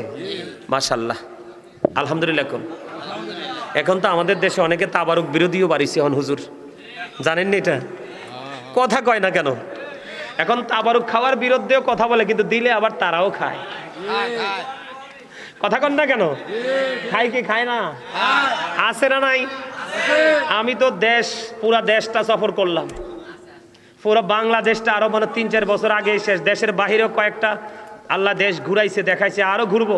কত কিছু যে এই বয়সে দেখছি যেটা মুসলমান হিসেবে ভাবতে লজ্জা লাগে। তবে আমি সেদিকে যাই না। আলোচনা আরেকটু করবো? সবাই রাজি? সবাই রাজি? তাহলে নবীকে ভালোবাসেননি আপনারা? হ্যাঁ, নবীর প্রেমের একটা গজল গাইবো, আমার সাথে রাজি আছেন গাইতে সবাই? হ্যাঁ, একবারে পুরনো একটা গজল আমার সাথে গাইবেন?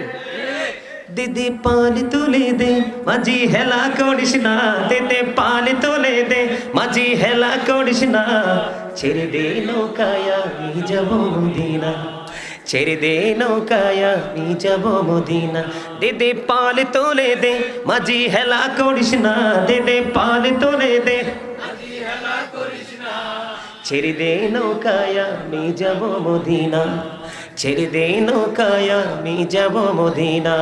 মক্কায় নবী এলো মা আমেনার ঘরে, হাসিলে হাজার মানি, কাঁদিলে মুক্তা ঝরে। মক্কায় নবী এলো মা আমেনার ঘরে, হাসিলে হাজার মানি, কাঁদিলে মুক্তা ঝরে। দয়ালে মুর্শিদি যার সখা, তার কিসের ভাবনা, দয়ালে মুর্শিদি যার সখা। আমার হৃদয় মাঝে কাবা নয়নে মদিনা, আমার হৃদয় মাঝে কাবা নয়নে মদিনা। দিদি পাল তুলে দে মাঝি হেলা করিস না, দিদি পাল তুলে দে ছেড়ে দে নৌকায় আমি যাব মদিনা। ও নূরের রোশনীতে দুনিয়া গেছে ভরে, সে নূরের বাতি জ্বলে মদিনার ঘরে ঘরে। ঠিক কিনা বলো? ও নূরের রোশনীতে দুনিয়া গেছে ভরে, সে নূরের বাতি জ্বলে মদিনার ঘরে ঘরে। দয়ালে মুর্শিদি যার সখা, তার কিসের ভাবনা, দয়ালে মুর্শিদি যার সখা। আমার হৃদয় মাঝে কাবা নয়নে মদিনা, দে দে পালে তোলে দে মাঝি হেলা করিস না, দে দে পালে তোলে দে ছেড়ে দে নৌকায় আমি যাব মদিনা। আর জোরে কন্যা মারহাবা, আর জোরে। শুধু কি আমি কি শুধু গাজী সুলাইমান কি শুধু নবীর প্রেম গায়, নাকি সাহাবীরাও গেয়েছিলেন? হাসান ইবনে সাবিত রাদিয়াল্লাহু তাআলা আনহু মসজিদে নববীর মিম্বরে দাঁড়িয়ে দাঁড়িয়ে গেয়েছেন। সুবহানাল্লাহ। এই আমার দিকে তাকান, আমি কি বলে শোনেন। আপনারা যদি গজল পছন্দ করেন, ওয়াজের শেষে আমি গজল শোনাবো। আমি কিন্তু একজন রাইটার। আমার এই সিনা ইসলামী হামদ নাত ইসলামী সঙ্গীত মুর্শিদের অভাব নাই।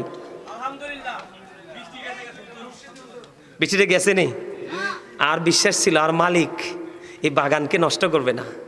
মালিক চাই এটা আপনি কম খান, এটা বেশি করেন, মালিক বেশি খুশি হবে।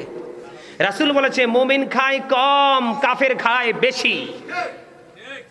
মুমিন খায় এক পেটে, কাফের খায় 7 পেটে। এটা হাদিস শরীফ, আমার বানানো কথা না তো। মুমিন দেখবেন খাবারের জন্য পাগল থাকবে না, থাকবে এগুলোর জন্য পাগল। কি মুমিন প্রতিদিন 2 ধরনের খাবার জোগাড় করে। কয় ধরনের? একটা হলো দেহের, যেটা পৃথিবীর মাটিতে পাওয়া যায়, আর আরেকটা হলো রুহের, যেটা রুহানিয়াতের জগতে যারা আছে তাদের কাছে গেলে পাওয়া যায়। হক্কানি আলেম, হক্কানি আল্লাহর ওলিরা। সুরে সুরে সুবহানাল্লাহ। আপনি যতই আধুনিক হন, যতই কমার্শিয়াল হন, আল্লাহর হাবিব এবং ওলিদের অবদানকে কখনো ভুলে যাবেন না। আল্লাহও আপনাকে কোনোদিন ভুলবে না। ঠিক কিনা বলেন? আমার বিষয়টা কিন্তু শেষ হয় নাই। আর আমার বিষয়টা নিয়ে আরো আলোচনা করব। হ্যাঁ, তাহলে আরেকটা গজল গাই, একটা গজল গাইয়া তার।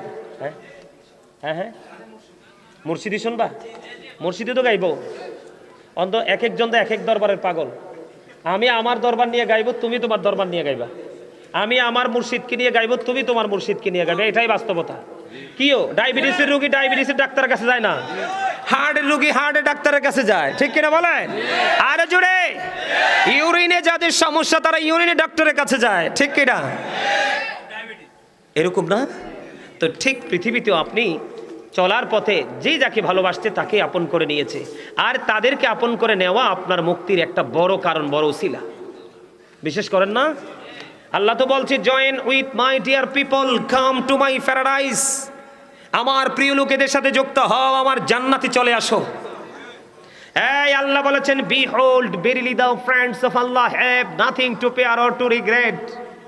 আলা ইন্না আউলিয়া আল্লাহি লা খাউফুন আলাইহিম ওয়া লা হুম ইয়াহজানুন। অস্বীকার করার সুযোগ আছে নি? আল্লাহ কয় আতিউল্লাহ, তোমরা আল্লাহর অনুগত্য করো, ওয়া আতিউ রাসূল, রাসূলের অনুগত্য করো, ওয়া উলিল আমরি মিনকুম, তোমাদের মধ্যকার উলিল আমরদের অনুগত্য করো। তার মানে উলিল আমর দ্বারা বুঝিয়েছে তোমাদের মধ্যকার শায়েক আছে না নাই? হক্কানি আলেম, হক্কানি আল্লাহর ওলিরা মনে করবেন যার সিনাই নবীর প্রেম নাই, যার সিনাই ওলিদের প্রতি প্রেম নাই, যার সিনাই সাহাবাই কেরামের প্রতি প্রেম নাই, যার Sinai A to Z completely পূর্বসূরি আইম্মাই কেরামের প্রতি প্রেম নাই, এরা কখনোই হক্কানি আলেম হতে পারে না। এরাই হবে যুগে যুগে ফিতনার কারণ, সমাজকে বিনষ্ট করবে, জাতিকে বিনষ্ট করবে, সমাজের শান্তি শৃঙ্খলাকে তারা ভঙ্গ করে দিবে। আমি আজকে আপনাদের এই মধ্যম তলার জমিন থেকে বলে যাই, আমার এই দাদাভাই যারা আছে, আপনারা দাদাভাই যারা দর্শক সারিতে আছেন, আপনারা চলে যাওয়ার পরে আপনার এই সমাজ আর সমাজ থাকবে না, এটা গজবে রূপান্তরিত হবে। কারণ দিন যত আসছে হক্কানি আলেম তত চলে যাচ্ছে। আল্লাহ কিন্তু আপনার কি এলেম উঠিয়ে নিবে, আলেমদেরকে উঠিয়ে নেওয়ার মাধ্যমে। আলেম চলে যাবে, তার সিনাই করে এলেমও মূর্খতার সংখ্যা বৃদ্ধি পাবে, সমাজের মধ্যে জাতির মধ্যে ফিতনা সৃষ্টি হবে। জোরে জোরে কোন ঠিক না? ঠিক। এটা অলরেডি আমাদের দেশে শুরু হয়ে গেছে। আপনার যে যাকে ভালোবাসে সে এত বড় অন্যায় করেছে, তারপর ওইটাই তার কাছে রাইট। এটা হলো আবেগী, আবেগ দিয়ে তাৎক্ষণিক সময় চলা যায়। চিরস্থায়ী জীবন গঠন করা যায় না। চিরস্থায়ী জীবন গঠন করতে হলে আপনাকে হতে হবে এক্সপেরিয়েন্স ম্যান, তার মানে বিবেকবান।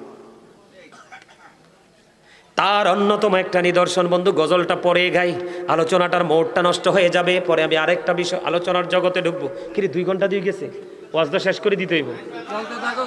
হ্যাঁ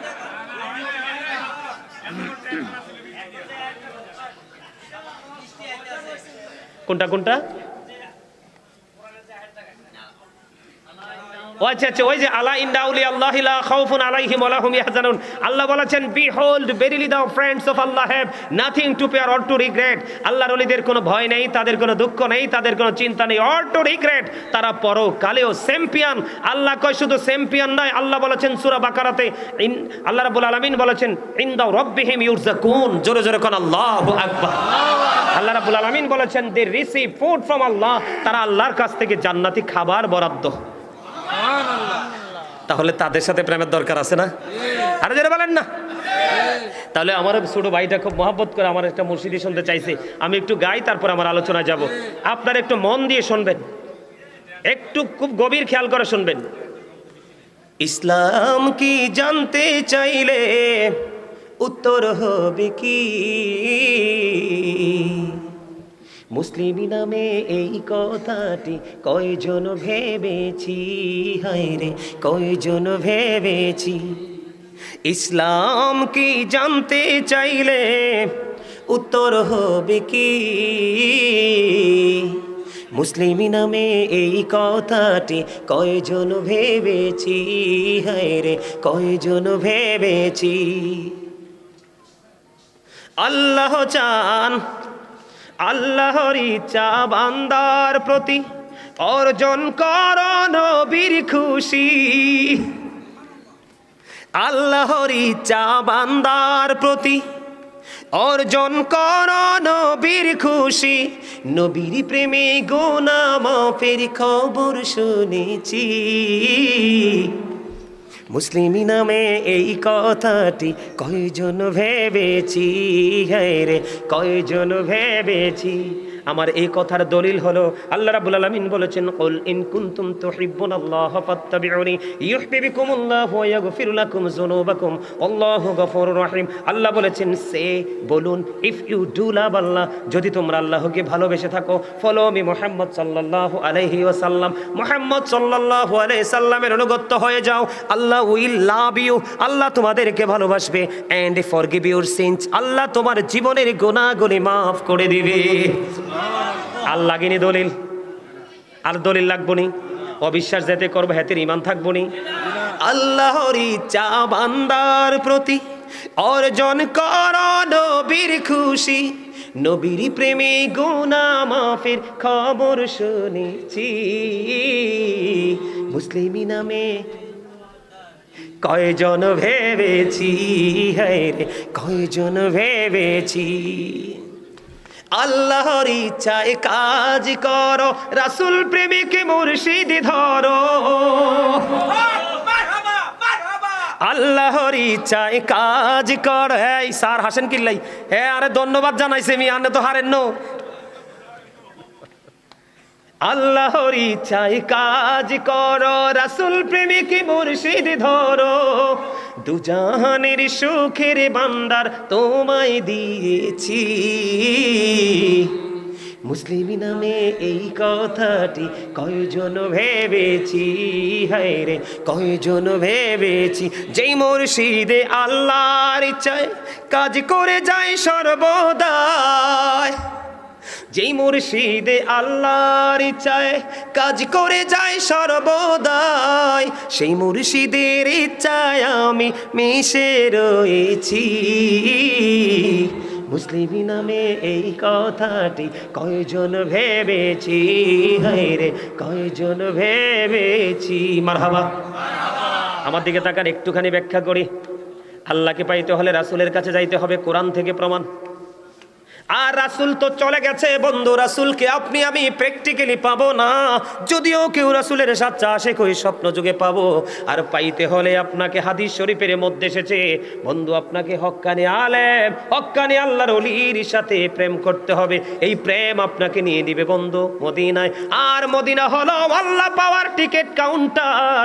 মদিনা থেকে টিকিট কাটবেন, আল্লাহ টিকিট কাটার পরে বলবে ইউ গো টু প্যারাডাইস।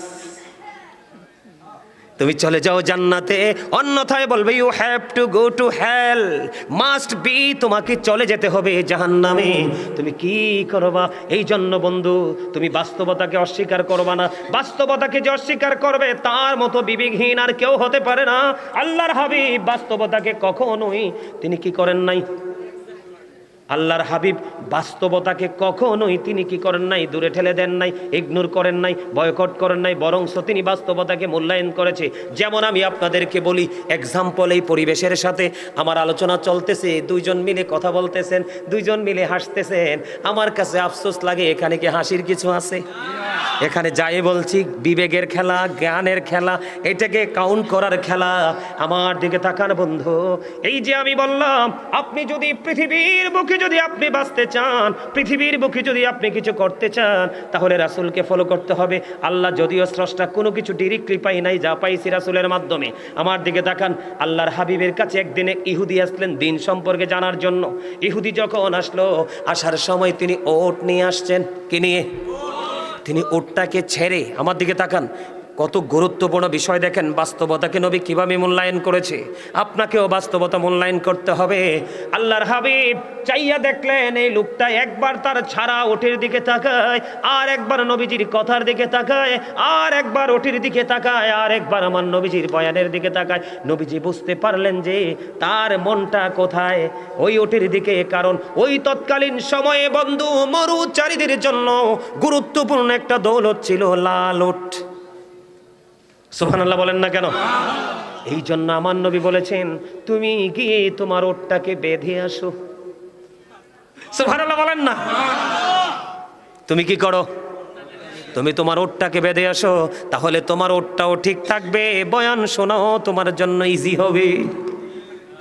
কি বুঝতে পারছেন না শিক্ষা? এই জন্য আমি আপনাদেরকে বলতে চাই, আপনাকে বাস্তবতা মানতে হবে। এই পৃথিবীর বুকে কোনো মানুষ আলেম ওলামা ছাড়া কোরআন কিতাব বুঝবে না। তুমি জাননেওয়ালা বুঝনেওয়ালা মানুষের সাথে যদি যুক্ত না হও, নবী চিনতে পারবা না। আর নবীর কাছে যদি পর্যন্ত যেতে না পারো, আল্লাহ পাওয়ার স্বপ্ন তোমার জন্য একেবারে বন্ধু দুর্বিষহ ছাড়ার কিছুই না। হ্যাঁ, আপনারা গোমরাহ হন কেন? আপনারা গোমরাহ হন কেন? আমার একটা গজল আছে, গজলের মধ্যে একটা লাইন আছে খুব মজার। আমার এই গজলটা কেমন জানেননি? আমি প্রায় সময়, আমি রবের স্বপ্ন দেখি বাংলার কুটির হতে, বেহুশ হয়ে চলেছি যেন কেঁদে কেঁদে কাবার পথে, স্বপ্নে শুনিনি তুই রাতে যেন কাবার মিনার থেকে কাঁদিছি বেলাল ঘুমন্ত সব মুসলিমেরই ডেকে ডেকে, বেহুশ হয়ে চলেছি যেন কেঁদে কেঁদে কাবার পথে। আপনারা ডাকতেছে, সবাই ডাকে, এর মধ্যে বেলালও ডাকে। আপনি ঘুমান কেন? আপনার চোখে তো ঘুম কেন? আমি আপনাকে কেন্দ্র করে বলছি না, আপনাকে দিয়ে সবাইকে বোঝাচ্ছি। হযরত আলী বলছে, জন্মের ঘুম ঘুমাও পৃথিবীতে, দুই চোখ খাটার পরে বুঝবা ঘুম কত প্রকার ও কি কি। বোঝেন কিছু? এখন আপনারা কি উট বেঁধে শুনবেন নাকি উট ছেড়ে শুনবেন? কথা বলে না। আপনি যখন মসজিদে যাবেন, আপনার পিছনে সব কিছুকে কন্ট্রোলিং এ রেখে তারপরে আসবেন, না হয় আপনার নামাজও হবে না, বাহিরেরটাও হবে না, দুনিয়াও শেষ। আর ঠিক সেই ক্ষেত্রে আপনার এই পৃথিবীতে পরকালে যদি আপনি দেখা করতে চান, আল্লাহর দিদার পেতে চান, রাসূলকে পেতে চান, হক্কানি আলেমদের সাথে প্রেম করতে হবে। নবীজি বলেছেন, আমার দিকে তাকান, যে রাসূলকে ভালোবাসলো সে যেন আল্লাহকে ভালোবাসলো, যে রাসূল প্রেমিক আলেমকে ভালোবাসলো সে যেন রাসূলকেই ভালোবাসলো। সুবহানাল্লাহ বলেন না? আর নেগেটিভ দিকে যদি যাই, যে রাসূলের সাথে বিদ্বেষ পোষণ করলো সে আল্লাহর সাথে বিদ্বেষ পোষণ করলো, আর রাসূল প্রেমিক আলেমের সাথে যে বিদ্বেষ পোষণ করলো সে রাসূলের সাথে বিদ্বেষ পোষণ করলো, তার ঠিকানা কোথায়? জাহান্নাম। Go to hell. আলহামদুলিল্লাহ বলেন না? আরে আরো জোরে বলেন না আলহামদুলিল্লাহ। কথা কি বুঝে আসছে? বন্ধু, আমার নবী আমাদেরকে এত প্রেম শিখিয়ে গেল, এত প্রেমময় রাস্তা দেখিয়ে গেল, আমরা তারপরও নবী বিদ্বেষ। আফসোস আফসোস। আপনি যত বড় ডক্টর হন, আমার নবীর সাথে যদি আপনার ভালো প্রেমের ডুরি না থাকে, আই ডোন্ট অ্যাকসেপ্টেবল। ঠিক কিনা বলেন? I hate you. আমি আপনাকে ভালোবাসতে পারবো না? আরে ভাই, আল্লাহ বলতেছে আমি আমার হাবিবের মাধ্যমে সৃষ্টির কাছে আমি প্রভুর প্রভুত্ব পৌঁছাই দিছি। হাদিসে কুদসি, লাউলাকা আলামা আজহারতু রুবুবিয়াতি, আমি যদি আপনাকে প্রকাশ না করতাম আমি প্রভুর প্রভুত্ব প্রকাশ হতো না। সুবহানাল্লাহ বলেন না? বন্ধুরে আমার, আমার যে মজার জায়গাটা এখনো বাকি রয়ে গেছে, একটু মন দিয়ে শোনেন। আমরা এখানে সবাই উপস্থিত হয়েছি, কেউ না কেউ কোনো না কোনো পাপ আমরা করে ফেলেছি। মনের মধ্যে উদয় হয়েছে দীর্ঘ 40 বছর পরে মনে হয় মাহফিলটা। কত বছর? আমার জীবনে বন্ধু মুন্সিগঞ্জে গেছি এক মাহফিলে, এরকম স্কুলের মাঠে মানুষ জায়গা হওয়ার মতো না। ওরা নাকি বক্তাদেরকে, আলেমদেরকে পছন্দ করে না। আমি বললাম আরে কোন জগতে আসলাম? যাওয়ার পরে দেখতে পাইলাম আপনাদের মতো ইয়াং মেন যারা, ওই স্যারের মতো ইয়াং মেন যারা আছে, ওরা বলতেছে 40 বছরের উপরে হয়েছে, 3-4 যুগ পার হয়ে গেছে। এমন মানুষ আছে জন্মের পরে মৃত্যু হয়েছে, তাদের এলাকার মধ্যে কোনো মাহফিল হতে তারা দেখেনি। তারা বলছে এইবার আমরা মাহফিল করব। বন্ধু 1-2 মাস অবজারভেশন করতে করতে করতে করতে সর্বশেষে তারা আমাকে চয়েস করলো, প্রধান বক্তা হিসেবে গেলাম। বন্ধু ওই বছর থেকে পর থেকে এই পর্যন্ত এখনো পর্যন্ত আর মাহফিল বন্ধ হয় না। প্রেমটা কত মজা দেখছেন নি? আসলে ঘুমন্ত মানুষটাকে জাগিয়ে দিতে পারলেই সাকসেস, ঠিক কিনা বলেন? ঘুমন্ত মানুষটাকে জাগিয়ে দিতে পারলেই কি সাকসেস, ঠিক না? ঠিক। আমরা জাগবো কি করে? এই জাগার জন্য আরেকটা স্কোপ আপনারা শিখে নেন, খুবই গুরুত্বপূর্ণ জিনিস। বন্ধুরে আমার, হাদিস শরীফের মধ্যে এসেছে, আমার নবীজি বললেন তোমাদের পূর্বের একজন লোক হত্যা করতে করতে করতে করতে খুন করতে করতে করতে করতে 99 জন লোককে খুন করলো। নাউজুবিল্লাহ বলেন না? কতজন? 99 জনকে হত্যা করার পরে এবার ওনার মনের মধ্যে একটা চিন্তা আসলো, আহারে অন্যায়, আমাকে তো যেতে হবে। তার মনের মধ্যে বন্ধু অনুভূতিটা অন্যরকম হয়ে ফিরে আসলো। এবার তৎকালীন সময়ে তিনি একজন বুজুর্গ লোকের কাছে গেলেন। যাওয়ার পরে ওনাকে প্রশ্ন করলেন, আমি তো এক এক করে 99টা হত্যা করেছি।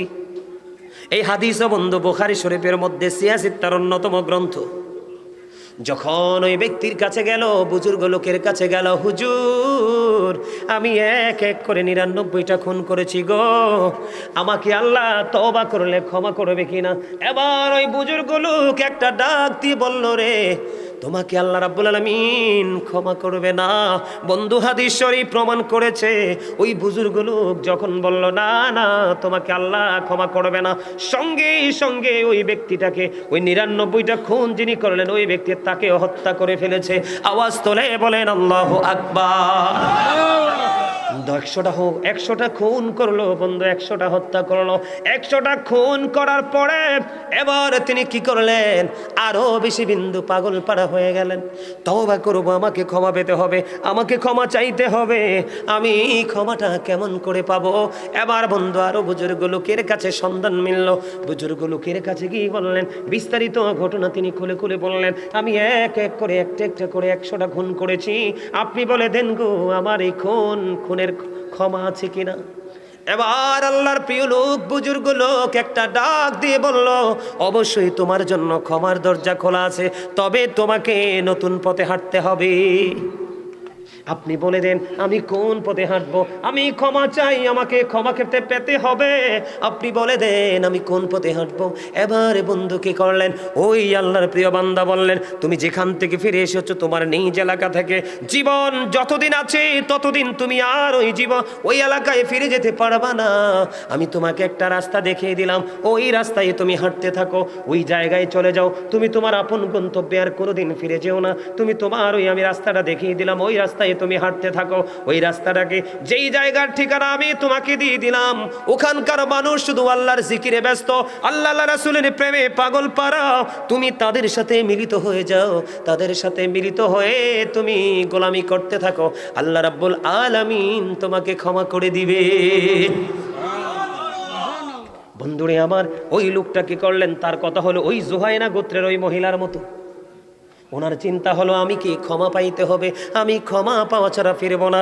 এবার ধীরে ধীরে ধীরে ধীরে কি করলেন, ওই ব্যক্তিটা ওই আস্তে আস্তে করে যে গন্তব্যের ঠিকানা দিলেন ওই গন্তব্যের দিকে তিনি হাঁটতে শুরু করলেন। হাঁটতে হাঁটতে হাঁটতে হাঁটতে হাঁটতে হাঁটতে বন্ধু হঠাৎ করে যখন অনেক দূর হাঁটলেন, হাঁটার পরে বন্ধু দুই দল বন্ধু ফেরেশতা তার সামনে এসে হাজির হয়ে গেল।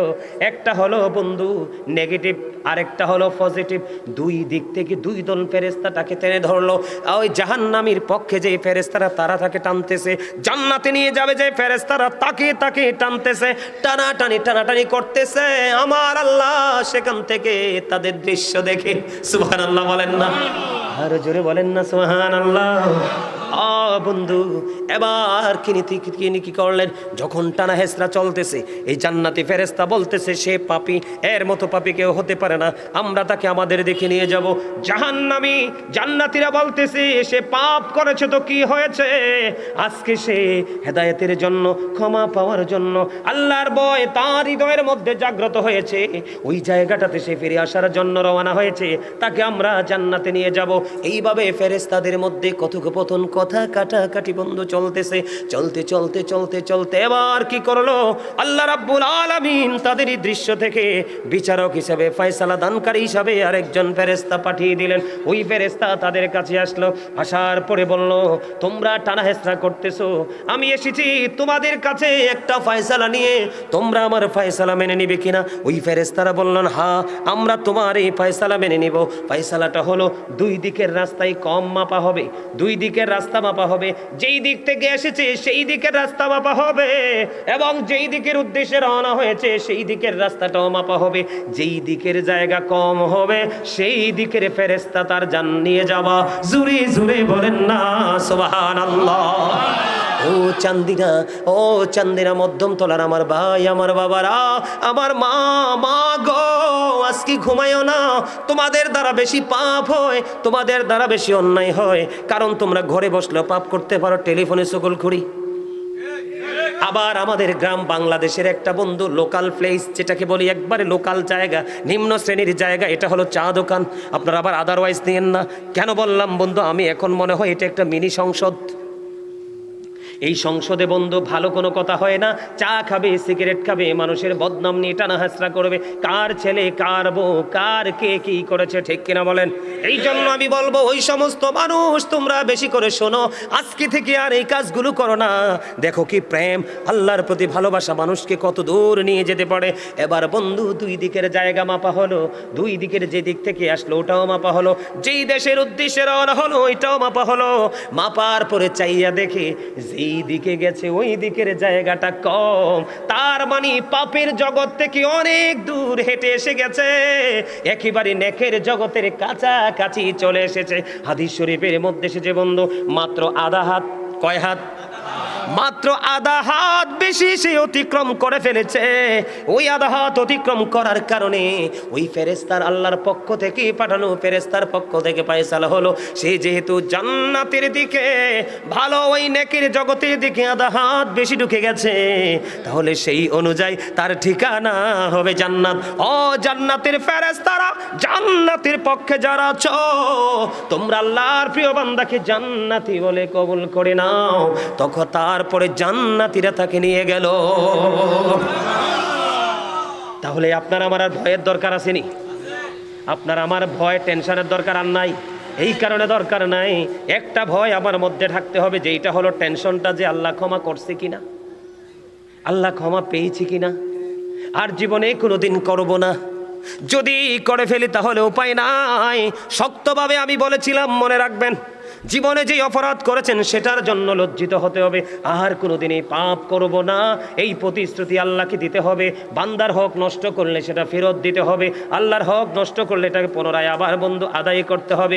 হারাম খাবার দ্বারা যদি বডির গোস্ত তুমি বাড়িয়ে থাকো, ওটাকে আবার বন্ধু কমাইতে হবে, তাহলেই তুমি হবে সাকসেস। আলহামদুলিল্লাহ, আরো জোরে ভালো লাগছে না? এই বছরে তো আর এই ওয়াজটা করি নাই, দেখছো নি তাদের নিয়ত সহি, এটি সব আশিকে রাসূল পাগল, এদের হৃদয়ের খোলাসা আছে। আমার একটা ধর্ম কি জানেন, আমি বুঝতে পারি মাহফিল কমিটি কোনটা সঠিক কোনটা ব্যাঠিক। আমি স্টেজে বসলে যেটা করতে চাই না সেটাও চলে আসে, আর মাহফিল কমিটি ডিস্টার্ব হইলে জান দিয়ে চেষ্টা করলেও ওয়াজ আসে না। এটা হচ্ছে সত্যিকারের একটা প্রেমের প্রকাশ। আমি ভাবছি কি একটু আলোচনা করবো, 1-1.5 ঘন্টা আলোচনা করবো, প্রায় এই তো হয়ে গেছে, প্রায় 2.5 ঘন্টা হইতাছি। আলহামদুলিল্লাহ বলেন। আমি রাজি আছি, আজকে আমি রাজি আছি। কারণ রাজি এই কারণে, আপনারা মৃত একটা সমাজকে আবার নতুন প্রাণ দিতে যাচ্ছেন। আপনারা জানেন যেই সমাজে ইসলামের আইনের হুকুমের কায়েম করতে পারেন, এটা মৃত সমাজ, যেটা জানেননি আপনারা? কথা বলেন না। মুসলমানের প্রাণ কি ইমান না? মুসলমানের প্রাণ কি আমল না? তো আপনি ইমানের জায়গা যদি টেকসই করতে না পারবেন, আমল করবেন কোত্থেকে? ওই যে একটু আগে বললাম, লবণ ছাড়া যেমন খাবার মজা হয় না, প্রেম ছাড়াও আমল মজা, ঠিক কিনা বা ঠিক? তা আমাদের তওবা করার দরকার আছে নি? বেশি বেশি না কম কম? আপনাদের মাপ পাওয়ার জন্য তওবার পাশাপাশি আর একটা কাজ করবেন, বলবো। যদিও এখন বৃষ্টি হচ্ছে, একটু প্রতিকূলতা আমাদের মধ্যে এসেছে, এটা আমি মনে করি আল্লাহর রহমত। যে মনে করে দাদা আমার ক্ষতি হয়ে গেছে, তোমাকে মনে করতে হবে তুমি পাপী।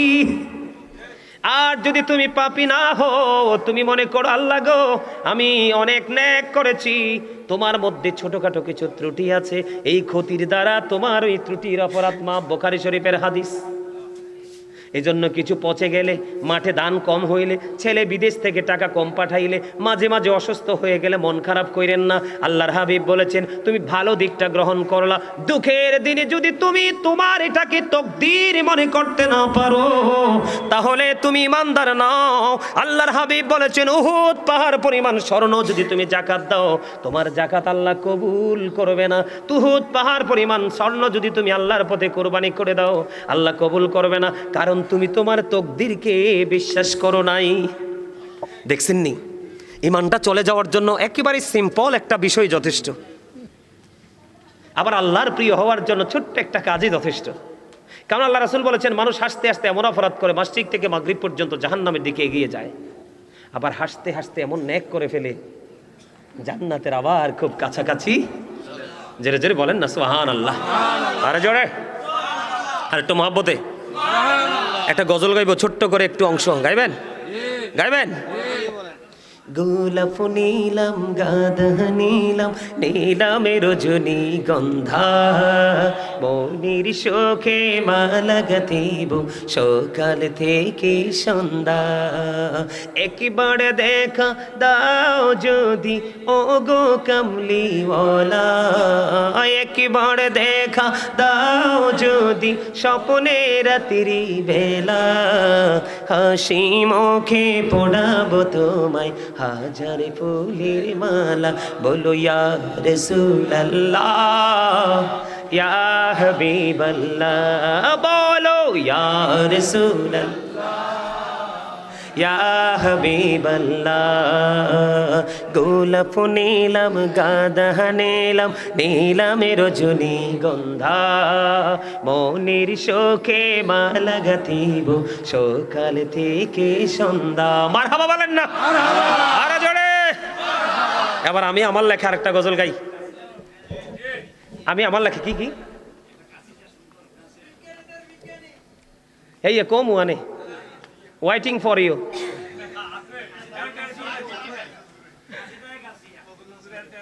না আলা হযরতের একটা গাই, সেই দারুন, শুনবেন? শুনবেন? खालिक कुल ने आपको मालिक कुल बना दिया, दोनों जहां है आपके कब जाए इख्तियार में। মারহাবা বলেন না? আরে আরা জোরে। আলা হযরতে কি গাইছে? গাইতাম নি রে আমনু? গাইতা सबसे औला वाला हमारा नबी, सबसे बाला वाला अपने मौला का प्यारा हमारा नबी, अपने मौला का प्यारा हमारा नबी, दोनों आलम का दुल्हा मारा नबी, सबसे औला वाला सबसे बाला वो वाला सबसे औला वो वाला हमारा नबी सबसे बाला वो वाला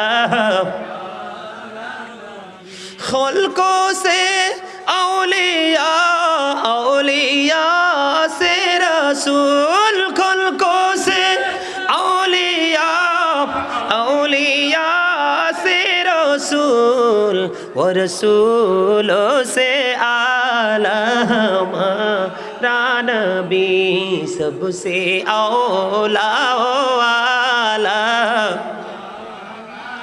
भी सबसे बाला वाला हमारा नबी মারহাবা ওরে বাপ রে বাপ রে বাপ সাচ্চা আশিকে রাসূল বসে রইছে আমি তো কইতেতাম না তবে হৃদয়ে যে ভালোবাসা আছে ইয়া বুঝতে পারছি মই আলহামদুলিল্লাহ কোন আরে জোরে হাটে মহব্বতে এবার আমি আমার লেখা একটা গজল গাইবো আমার লেখা আমার সুর যদি ভাল লাগে আপনারা আমার সাথে গাইবেন রাজি আছেন আরে জোরে একটা না দুইটাই গাইবো অল্প অল্প করে এরপরে আমার দ্বিতীয় যে টপিক সেটাতে ঢুকবো আপনারা বাড়ি এনতে এনে এত টেনশন করে রমর খোদা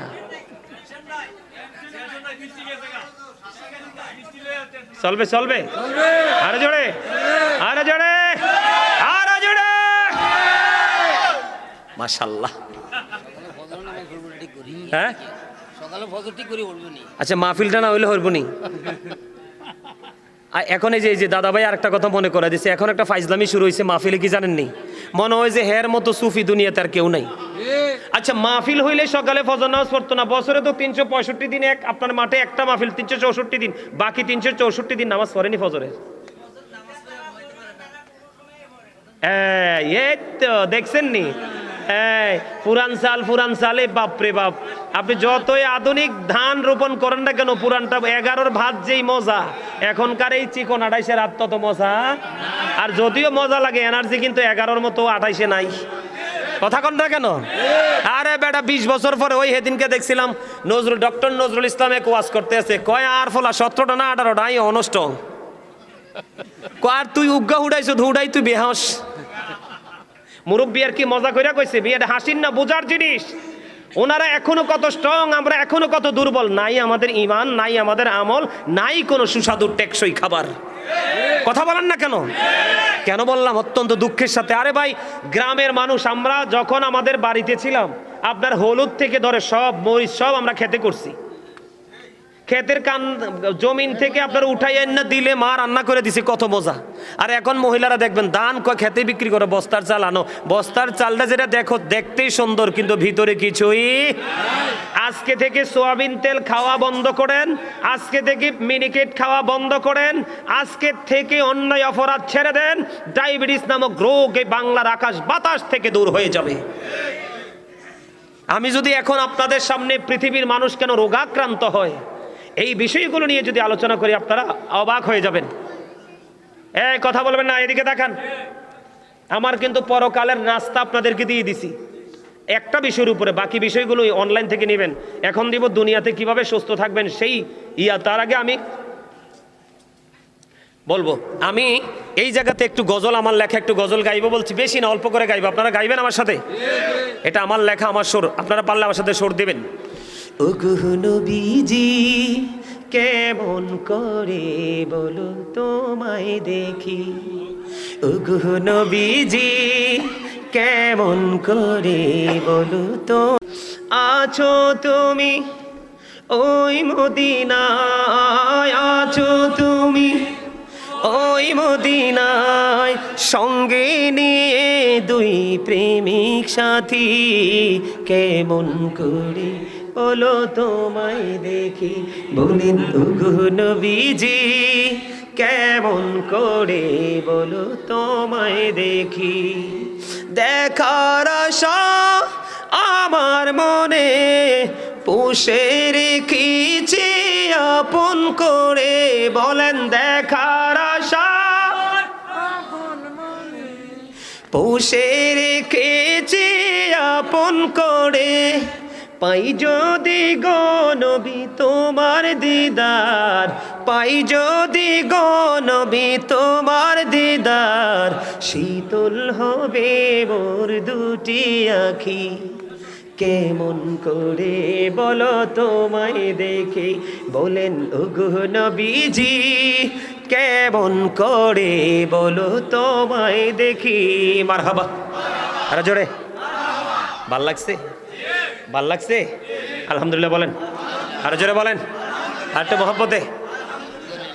আরেকটা গজল লিখছি আমি রাত্র অনেক গভীরে।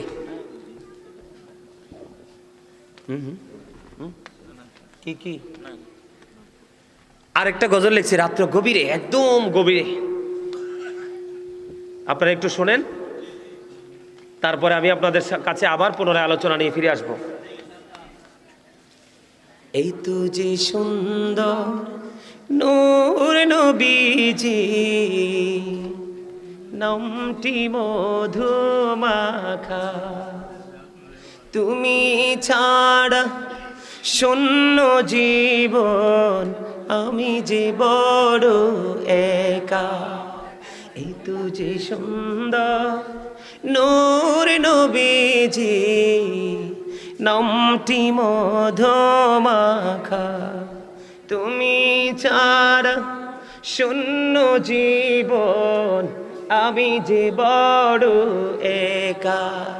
প্রেমিকী ছিলেন হাবশির বেলাল, চেহারা তার কালো, হৃদয় জোড়ে ছিল গো রাসূল তোমার প্রেমের আলো। প্রেমিকী ছিলেন হাবশির বেলাল, চেহারা তার কালো, হৃদয় জোড়ে ছিল গো রাসূল তোমার প্রেমের আলো। নবীর প্রেমের ইতিহাসে এই নামটি আছে লেখা। এই তো যে সুন্দর নূর নবীজি, নামটি মধু মাখা। মারহাবা বলে। এটা ভাল লাগলে আপনারা অনলাইন থেকে, এটা আমার লেখা, এটা আমার সুর, দুটোটা গজলে, অনেক গজল আছে, অনেক গজল আমার লেখা আছে, আপনার ভাল লাগলে এগুলো কিন্তু শুনবেন, এখান থেকে অনেক কিছু অর্জন করতে পারবেন। সম্মানিত উপস্থিতি, আমি বলেছিলাম যে আপনাদের সাথে আরেকটা ছোট্ট বিষয় নিয়ে আলোচনা করব, যেটা দুনিয়ার সুস্থ থাকা কিভাবে যায়, এই আলোচনাটা করে ছোট্ট করে আমি শেষ করে দিব। আমি আপনাদেরকে একবার সহজ ভাষা একদম দ্রুত গতিতে বলছি। আপনি আমাদের এই বর্তমান আমাদের দেশে মানুষ বেশি অসুস্থ না? কথা বলেন, অসুস্থ কিনা? অসুস্থতা থেকে সুস্থ হতে হলে আমাদেরকে সর্বপ্রথম যে কাজটা করতে হবে, এদিকে তাকান, আল্লাহর হাবিব বলেছেন তোমরা সকালবেলা ঘুম থেকে ওঠার অভ্যাস করো। কি করো? সকালবেলা ঘুম থেকে ওঠার অভ্যাস করো। তোমরা ফজরের নামাজ পড়ো, ফজরের নামাজ পড়ার পরে তোমরা আর ঘুমাইও না। সকালবেলা যখন সূর্যটা ওঠে, সূর্যের কিরণ গায়ে লাগে কি লাগে না? কথা বলবেন, একদিকে সকালবেলা উঠে যাবেন, উঠবেন, ওঠার পরে কিছু কাজ আছে, নামাজ পড়বেন, ফজর পরে জিকির আজকার করবেন, জিকির আজকার করার পরে আপনার সূর্য ওঠার পরে একটা নামাজ আছে, জানেন এটার নাম কি? ইশরাকের নামাজ। এই নামাজটা আপনারা পড়বেন। কি করবেন? পড়বেন, রিজিকের সন্ধানে বের হয়ে যাবেন। কি করবেন? রিজিকের সন্ধানে বের হয়ে যাবেন। এই সকালবেলার কাজ হলো এটা। আর রাতের বেলার ডিউটি হলো, আল্লাহর হাবিব বলেছেন, আল্লাহ রাসূল হাদিস শরীফের মধ্যে এসেছে, আল্লাহ রাসূল মাগরিবের নামাজ পড়ে খাবার খেয়ে ফেলতেন, এশার নামাজ পড়েই তিনি ঘুমিয়ে যেতেন। সুবহানাল্লাহ বলেন।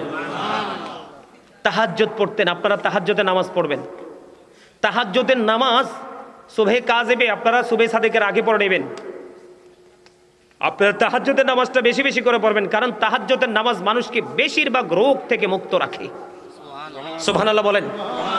আর ওই হাসরের ময়দানে তাহাজ্জুদ আপনাকে এমন একটা জিনিস উপহার দিবে, আল্লাহর হাবিব বলেছেন কাল হাসরের দিন আল্লাহ রাব্বুল আলামিন ডাক দিবে, ফেরেশতারা আহ্বানকারী আহ্বান করতে থাকবে, রাতের গভীরে তোমরা কারা নামাজ পড়েছো, তোমরা কি করো? দাঁড়াও। আল্লাহর হাবিব বলেছেন দাঁড়াবে মানুষ খুবই, তবে খুবই অল্প। একেবারে সীমিত পরিসরে মানুষগুলো দাঁড়াবে।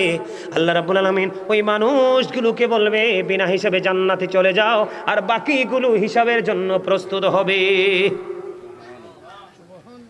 আর আল্লাহর হাবিব আরো বলেছেন, আপনার সুবে সাদিক থেকে সূর্যোদয় পর্যন্ত আল্লাহ রাব্বুল আলামিন বান্দার জন্য কি করে রিজিক বরাদ্দ দেয়। তোমরা ফজরের নামাজ পড়ে ঘুমাইও না, তোমরা রিজিকের তালাশ করো।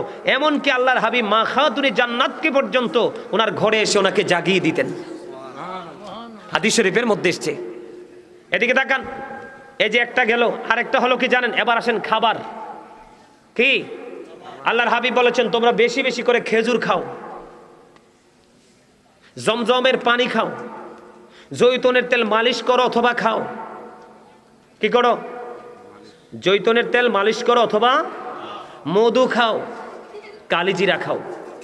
মধু খাবেন, আল্লাহর হাবিব বলেছেন কোনো মানুষ যদি মাসে 2 থেকে 3 দিন, কয়দিন?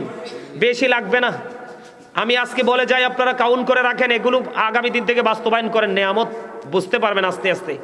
কি করবা? সকালবেলা উঠেই খালি পেটে পিওর মধু, যেটা বাজারে যেটা বিক্রি হয়, এটাতে কোনো ধরনের শেফা নাই।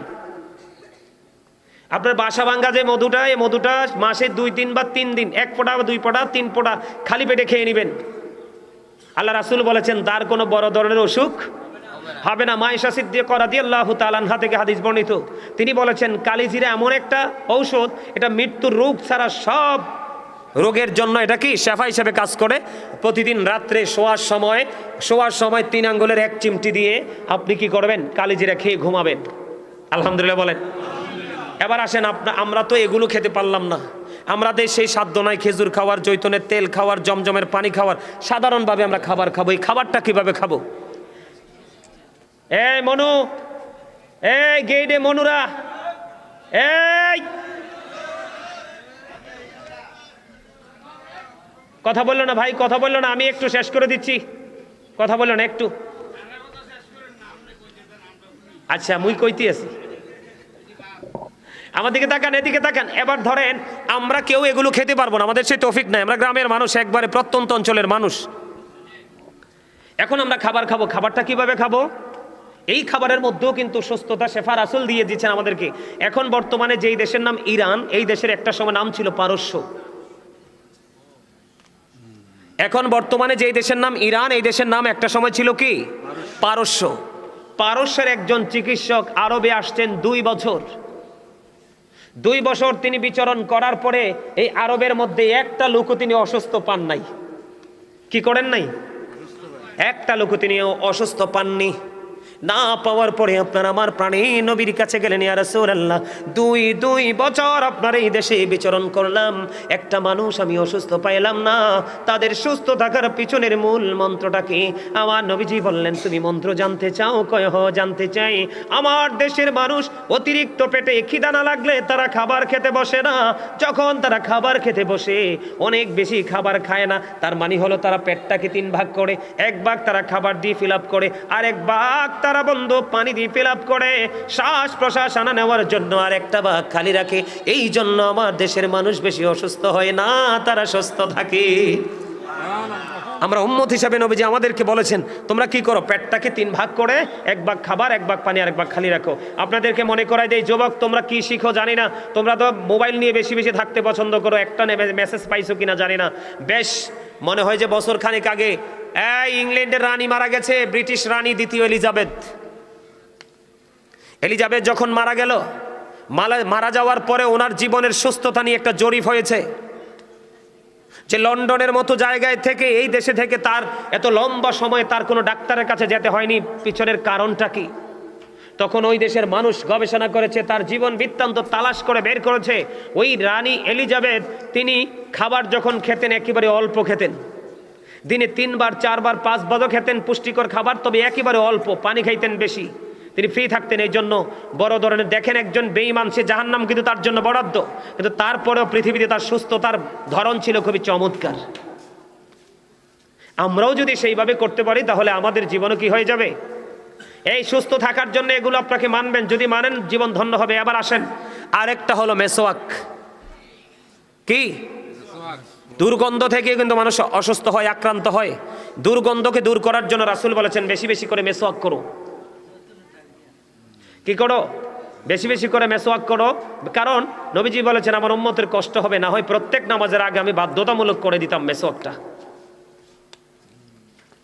এটা হলো সুস্থ থাকার জন্য। আরেকটা হলো অনেক বেশি ধৈর্য ধারণ করতে হবে, অনেক বেশি ধৈর্যশীল হতে হবে।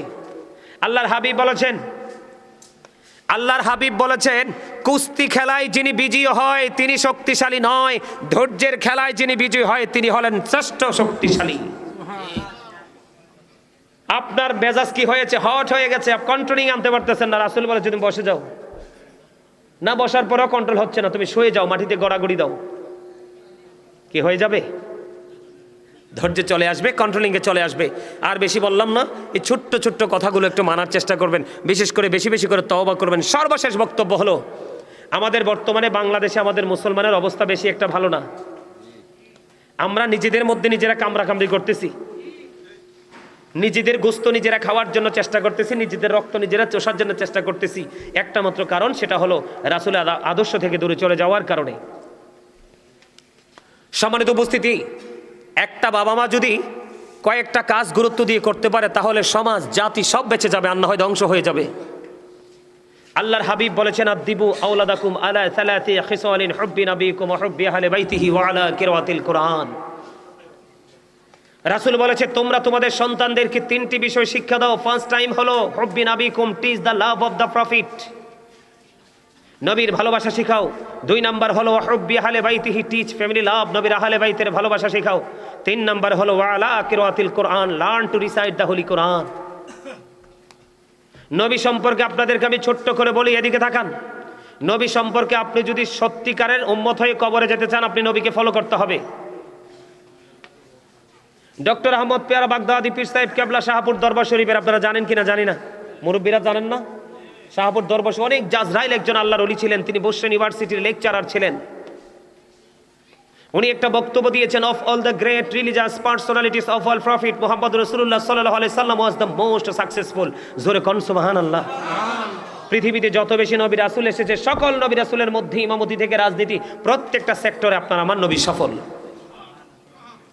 আমি আপনাকে বলি, আমেরিকার গবেষক মাইকেল এইচ হার্ট তিনি 100 জন প্রভাবশালীর তালিকা করেছেন, the 100 A ranking of the most influential person in the history. তিনি 100 জন প্রভাবশালীর তালিকা করেছেন, 100 জন প্রভাবশালীর মধ্যে তিনি ইনফ্লুয়েন্সিয়াল দ্বারা আপনার আমার নবীকে সবচেয়ে সেরা চ্যাম্পিয়ন হিসাবে কবুল করেছেন, বক্তব্য দিয়েছেন। মনে রাখবেন, Allah is all in all, follow his law and light for eternal success. আল্লাহ রাব্বুল আলামিন সবকিছুর মালিক, কিন্তু আল্লাহ আপনাকে দুটো নিয়ামত দিয়েছে, ল এন্ড লাইট। একটা হলো রাসূল আর একটা হলো কোরআন। এই দুটোকে তোমরা আঁকড়ে ধরো, পর এটারনাল সাকসেস, তোমরা সফল হতে পারবা এবং চিরস্থায়ী সফলতা তোমার জন্য বরাদ্দ। সুবহানাল্লাহ। আর জোরে বলেন। তাহলে রাসূলকে ভালোবাসার দরকার আসেনি? আছে না নাই? আমি আর একটু সিম্পল ভাবে আপনাদেরকে বলি, আপনারা সবাই কালেমা পড়েন না? লা ইলাহা ইল্লাল্লাহু মুহাম্মাদুর রাসূলুল্লাহ সাল্লাল্লাহু আলাইহি ওয়াসাল্লাম। আমার দিকে তাকান, লা ইলাহা ইল্লাল্লাহ এটা একটা পার্ট, there is no God but Allah. সে আল্লাহ ব্যতীত কোনো উপাস্য নেই, কোনো ইলাহ নেই, এটা হলো তাওহীদ। সেকেন্ড যে অপশন, সেটা হলো মুহাম্মাদুর রাসূলুল্লাহ সাল্লাল্লাহু আলাইহি সাল্লাম ইজ দ্য মেসেঞ্জার অফ আল্লাহ, সেটা হলো আপনার আমার প্রাণের নবী। সুবহানাল্লাহ বলেন না? আল্লাহ যেখানে, রাসূলও ফরজ যেখানে, সুন্নাতও, ঠিক কিনা বলেন? তা আল্লাহ তো আল্লাহর হাবিবকে প্রত্যেকটা জায়গায় সুন্দর করে মিলিয়ে রেখে দিয়েছেন, কিন্তু আপনি আমি জুদা করার কে? এই মিয়া ভাই, এই কথা বলে না ভাই, আমার দিকে তাকান, এদিকে তাকাও, কিছু শোনো, শিখো। এই এদিকে তাকান, আল্লাহর নাম লিখতে 4টা হরফ লাগে, আলিফ লাম লাম হা।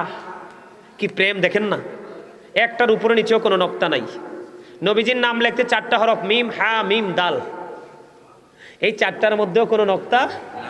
লা ইলাহা ইল্লাল্লাহর মধ্যে 12টা হরফ, মুহাম্মাদুর রাসূলুল্লাহর মধ্যে 12টা হরফ সাল্লাল্লাহু আলাইহি সাল্লাম।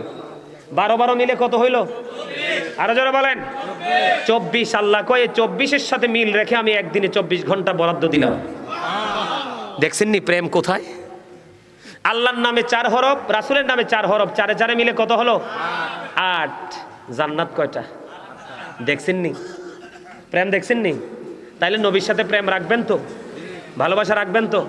যদি নবী সম্পর্কে নিয়ে ব্যাখ্যা করতে যে অনেক সময় লাগবে, সম্মানিত উপস্থিতি, আরো ছোট্ট করে আমি আপনাদেরকে বলি, Allah of the first pillar is the lord of world রব্বুল আলামিন, মুহাম্মদুর রাসূলুল্লাহ সাল্লাল্লাহু আলাইহি সাল্লাম is the blessing for the world, রাহমাতাল লিল।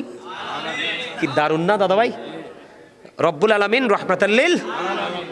জুদা করণ যাইবনি আর যাবেন? তাহলে ফরজ ওয়াজিবের পাশাপাশি বেশি সুন্নত নফল পড়বেন তো, নবীকে ভালোবাসবেন তো। যারা নবীকে ছোট করে, খাটো করে, নবীকে অপমান করে কথা বলে, আমরা তাদের সাথে থাকবো? একত্বতা পোষণ করব? কারণ নবী যদি না পাই আমরা ইসলামের অস্তিত্ব খুঁজে পাবো না। এবার আসেন আহলে বাইত। দুই ভাগ করে হুজুরে, সাধারণ মানুষের দুই ভাগ করে নবীদেরই, একটা ভাগ করে মিলাদুন নবী, আর একটা ভাগ করে সিরাতুন নবী।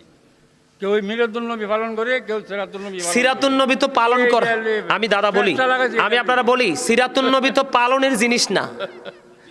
সিরাত মানে হলো নবীর আদর্শ, নবীর জীবনী, নবীর পথ চলা। এটা তো আপনার আমার জীবনে কন্টিনিউ আছে। এই আমার দিকে তাকান, এই আমারে দেখছেন, আমি আপনাকে দেখেই সালামটা দিয়ে দিলাম, এটাই তো সিরাত। সকালে ফজর পরে কোরআন নিয়ে বসে গেলাম, এটাই তো সিরাত। নামাজ পড়লাম, এটাই তো সিরাত। সত্য বললাম, এটাই তো সিরাত। কিন্তু মিলাদুন নবী মানে কি? আল্লাহ বলেছেন ফালিয়াফরাহু, আনন্দ উৎসব করো। কি করো? আল্লাহ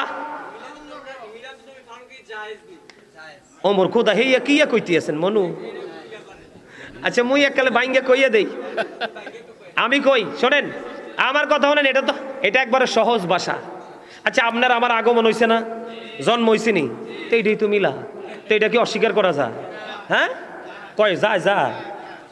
নবীজি তো আপনার আমার ক্ষেত্রে নবীরটা একটু ব্যতিক্রম না, একটু এক্সক্লুসিভ না? নবী না আসলে তো কিছু হইতো না, নবী না আসলে আপনি আমি হইতাম না। এবং নবীজি আপনাকে আমাকে সুপারিশ করে মুক্তির ব্যবস্থা করবে কাল হাসুরের দিন, আল্লাহর কোরআন প্রমাণ দেয়। আমি কই আপনাকে, আপনি আর প্রশ্ন করার দরকার নাই তো। আমি বলি আপনাকে, মিলাদরা মানে কি? মিলাদ মানে হলো জন্ম বৃত্তান্ত। নবীজি আসছে, আমরা আনন্দিত হয়ে যে আজকে এখানে বসছি, আমরা আলোচনা করতেছি না নবীজিকে নিয়ে, নবীজির জীবনী নিয়ে অনেক আলোচনা হয়েছে না, যে তওবার আলো এই হাদিস বলছি নবীজির না, তো এইটাই তো। যেমন আমি আপনাকে বলি, আপনার যদি ভালো না লাগে আপনি করবেন না, কিন্তু কেউ করলে তাকে বাধা দিবেন না। কেন জানেন? বাধা দিলেই মনে হয় যে আপনার নবীর সাথে কি আছে, দুশ্মনী আছে। দুশ্মনী করা যাবে না, ভালোবাসতে পারেন বা না পারেন। আমি আপনাকে বলি, আব্দুল্লাহ ইবনে আব্বাস রাদিয়াল্লাহু তাআলা আনহু তিনি কি করলেন? আমার নবী যখন পৃথিবীর বুকে আগমন করলো, উপস্থিত সাহাবায়ে কেরামদেরকে নবীর আগমন, নবীর মিলাদ, নবীর মিলাদ দিয়ে কথা বলতেছেন। এরই মধ্যে আমার নবীজি প্র্যাকটিক্যালি দেখতে পেলেন। দেখার পরে নবীজি বললেন, কল্লাত লাকুম শাফাতি, হে আব্দুল্লাহ ইবনে আব্বাস, তোমাদের জন্য আমি নবীর সুপারিশ ওয়াজিব হয়ে গেল। আপনি ভালো না লাগলে করবেন না, কিন্তু যে করে তাকে বকা দিবেন না, ঠিক আছে? আমরা এমনি ধ্বংস হয়ে গেছি, বিধর্মীরা যেভাবে আমাদেরকে কুণ্ঠাসা করতেছে। আরে ভাই, মুসলিম দেশের মধ্যে একজন আইনজীবীকে, তাও সুপ্রিম কোর্টের একটা বিধর্মী মেরে ফেলে, এর পরেও কি মুসলমান কারাকারি করতে পারে?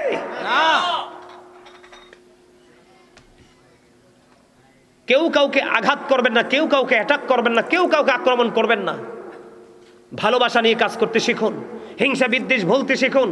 হিংসা মানুষকে ধ্বংস করে দেয়, ভালোবাসা শুধু মানুষকে সামনের দিকে, স্বর্গের দিকে এগিয়ে নিয়ে যায়। আমার দিকে তাকান, আল্লাহ বলেছেন, কুল বিফাদলিল্লাহি ওয়া বিরহমাতিহি ফাবিযালিকা ফালিয়াফরাহু হুয়া খায়রুম মিম্মা ইয়াজমাউন। আল্লাহ বলেছেন, আমার কাছ থেকে আল্লাহ যে তোমাদের কাছে রহমত পাঠিয়েছে, ফজল পাঠিয়েছে, হাবিব আপনি বলে দেন সেই নিয়ামত পেয়ে তারা যেন ফালিয়াফরাহু, আনন্দ উৎসব করে। আল্লাহ আনন্দ করলে লাভ হবে কি? আল্লাহ বলেছেন, হুয়া খায়রুম মিম্মা ইয়াজমাউন, এটা তোমাদের পুঁজি করা সম্পদ চাইতে অনেক দামি। সুবহানাল্লাহ বলেন। এটা কি আপনার আমার পুঁজি করা? এবার আপনি কাউকে, এদিকে দেখান, নবীর আগমনে আপনি কাউকে, গরিবকে খাওয়াইতে পারেন, কাউকে বস্ত্র দিতে পারেন, কেউ দোয়ার আয়োজন করতে পারেন। মানে মোট কথা হলো নবী আসছে, আমরা খুশি হয়েছি, এই নবীটা আমাদের নবী, এইটাই, আর কিছু না। কিন্তু মারামারি করবেন, কাটাকাটি করবেন, এটা জায়েজ জায়েজ। এবং এখন যে প্রচলিত মিলাদকে যারা বেদাত বলে, আমি তাদের উদ্দেশ্যে বলবো, আপনি বলেন, আমরা যে মিলাদ পড়ি, মিলাদের মধ্যে কি পড়ি? প্রথমে কোরআন তেলাওয়াত, এরপরে দুরুদ, এরপরে জিকির, এরপরে নবীকে দাঁড়াইয়া সালাম। আচ্ছা, নবীকে দাঁড়াইয়া সালাম দেওয়া কি এটা জায়েজ না? আপনার টিচার আসলে দাঁড়াইতে হবে, এটা কোন কিতাবে লেখা আছে? একজন এমপি আসলে দাঁড়াইতে হবে, এটা কোন কিতাবে লেখা আছে? কোথায় লেখা আছে? আছে। কিন্তু আমরা তাকে সম্মানী মানুষ হিসাবে আমরা তাকে মর্যাদা দিয়ে সম্মান করি। ভাই, তুমি ওই সময় কিছু বলো না, কিন্তু নবীজির ক্ষেত্রে তুমি বলো বেদা। আমার দিকে তাকান, এই সূরা ফাতির 9 নম্বর আয়াতে খুলে দেখবেন আল্লাহ বলেছেন ওয়াতুআযিরুহু ওয়াতুআক্কিরুহু। আল্লাহ বলেছেন help him and respect him, তোমরা আমার হাবিবকে সাহায্য করো এবং সম্মান করো। তো দাঁড়ানো তো সম্মানই, এটা তো ফরজ না যে দাঁড়ায় দাঁড়িয়ে সালাম দাও, আপনি তাকে বকা দিয়েন না, দিলে মনে হবে যে দুশ্মনী। কথা বুঝতে পারছেন? আমার কথা বুঝতে পারছেন? আরে ভাই, নবী তো অনেক উপরের জিনিস। রাসূলের যে আহলে বাইতের কথা বললাম, আমার দিকে তাকান, পাক পাঞ্জাতন, এদিকে তাকান। আহলে বাইতের অন্যতম সদস্য মা ফাতেমা। রাসূল কি বলছে জানেন? ফাতেমা তু সাইয়্যিদাহু নিসাই আহলিল জান্নাহ। নবী বলেছেন mother Fatema is the leader of females in জান্নাহ। এই চান্দিনা মধ্যম তলার আমার মা বোনদেরকে বলতে চাই, তোমরা টেনশন করো না। আহলে বাইতের অন্যতম একজন সদস্য মা খাতুনে জান্নাত ফাতেমা, তাকে ভালোবাসো, তাকে ভালোবেসে তার আদর্শ তোমার জীবনে নিয়ে এসে বাস্তবায়ন করো। আমার রাসূল বলেছে জান্নাতে রিসিপশনে মা ফাতেমা তোমাকে রিসিভ করে জান্নাতে নিয়ে যাবে। এবার সেকেন্ড টাইম আজকে দেখছি অনেক যুবক এখানে দাঁড়াই দাঁড়াই শুনছে, বসে বসে শুনেছো। যুবক, তোমাদেরকে আমি বলি একটা অত্যন্ত চমৎকার মেসেজ আল্লাহর হাবিব বলে দিয়েছেন, আল হাসান ওয়াল হুসাইনু সাইয়্যিদা শাবাবি আহলিল জান্নাহ। আমার রাসূল বলেছেন, এদিকে তাকান, Imam Hasan and Husain are the leader of younger people in Jannah. Young men যারা, তোমাদের জন্য গড নিউজ। আল্লাহর হাবিব বলেছেন, যারা যুবক, যারা আল্লাহর হাবিবের আহলে বাইতকে ভালোবেসেছো, হাসান হুসাইনকে ভালোবেসেছো, তোমাদের জন্য জান্নাতে সরদার লিডার হয়ে যাবে ইমাম হাসান হুসাইন, দুই ভাই। এবার মুরব্বী যারা আছে তারা মনে মনে চিন্তা করতে পারে তাদের জন্য রাস্তা আছে। আনা মাদিনাতুল ইলমি ওয়া আলিউন বাবুহা। রাসূল বলেছেন, I am a city of education, the gate of that city is Ali. আমি হলাম শিক্ষার শহর, আর সেই শহরের দরজা হলো আমার আলী। জোরে জোরে কন্যা সুবহানাল্লাহ। আহলে বাইতকে, নবীকে, নবীর আহলে বাইতকে প্রাণ দিয়ে ভালোবাসতে হবে। কথা কি বুঝতে পারছেন? আর কোরআন, কোরআন বেশি বেশি করে পড়বেন। মানুষের জীবনে আরেকটা নেয়ামত, মানুষের জীবনের আমলগুলোকে একবারে ধুয়ে মুছে পরিষ্কার করে দেয়, যেটা হলো কোরআন। যত বেশি কোরআন তেলাওয়াত করবেন তত বেশি আপনার গুনাহ ঝরে যাবে। I recite the holy Quran every day in the morning and evening. আলহামদুলিল্লাহ বলেন আরো জোরে। কথাগুলো সত্য না মিথ্যা? হযরত মুহাম্মদ সাল্লাল্লাহু আলাইহি সাল্লাম was born in Arab country. His father's name was Abdullah. His mother's name was Amina. His father said died before he was born. He lost his mother in his childhood. He was very truthful. তিনি শ্রেষ্ঠ সত্যবাদী ছিলেন। আমরা সত্যবাদী হব না? আমরা আল্লাহকে ভালোবাসবো, রাসূলকে ভালোবাসবো, হক্কানি আলেমদেরকে ভালোবাসবো, দুনিয়াতে চলার পথে ভালো ভালো কাজগুলো করব, অন্যায় কাজগুলোকে অ্যাভয়েড করব, এবং বেশি বেশি করে তওবা করব। আল্লাহ যেন আমাদের সবাইকে ঈমান ইসলামী জিন্দেগি দান করে, সকলে বলুন আমিন। এই বলে আমি আমার আলোচনা শেষ করেছি। আখিরি দাওয়ানা আনিল হামদুলিল্লাহি রাব্বিল আলামিন। আমার আল্লাহ আল্লাহ আল্লাহ লা ইলাহা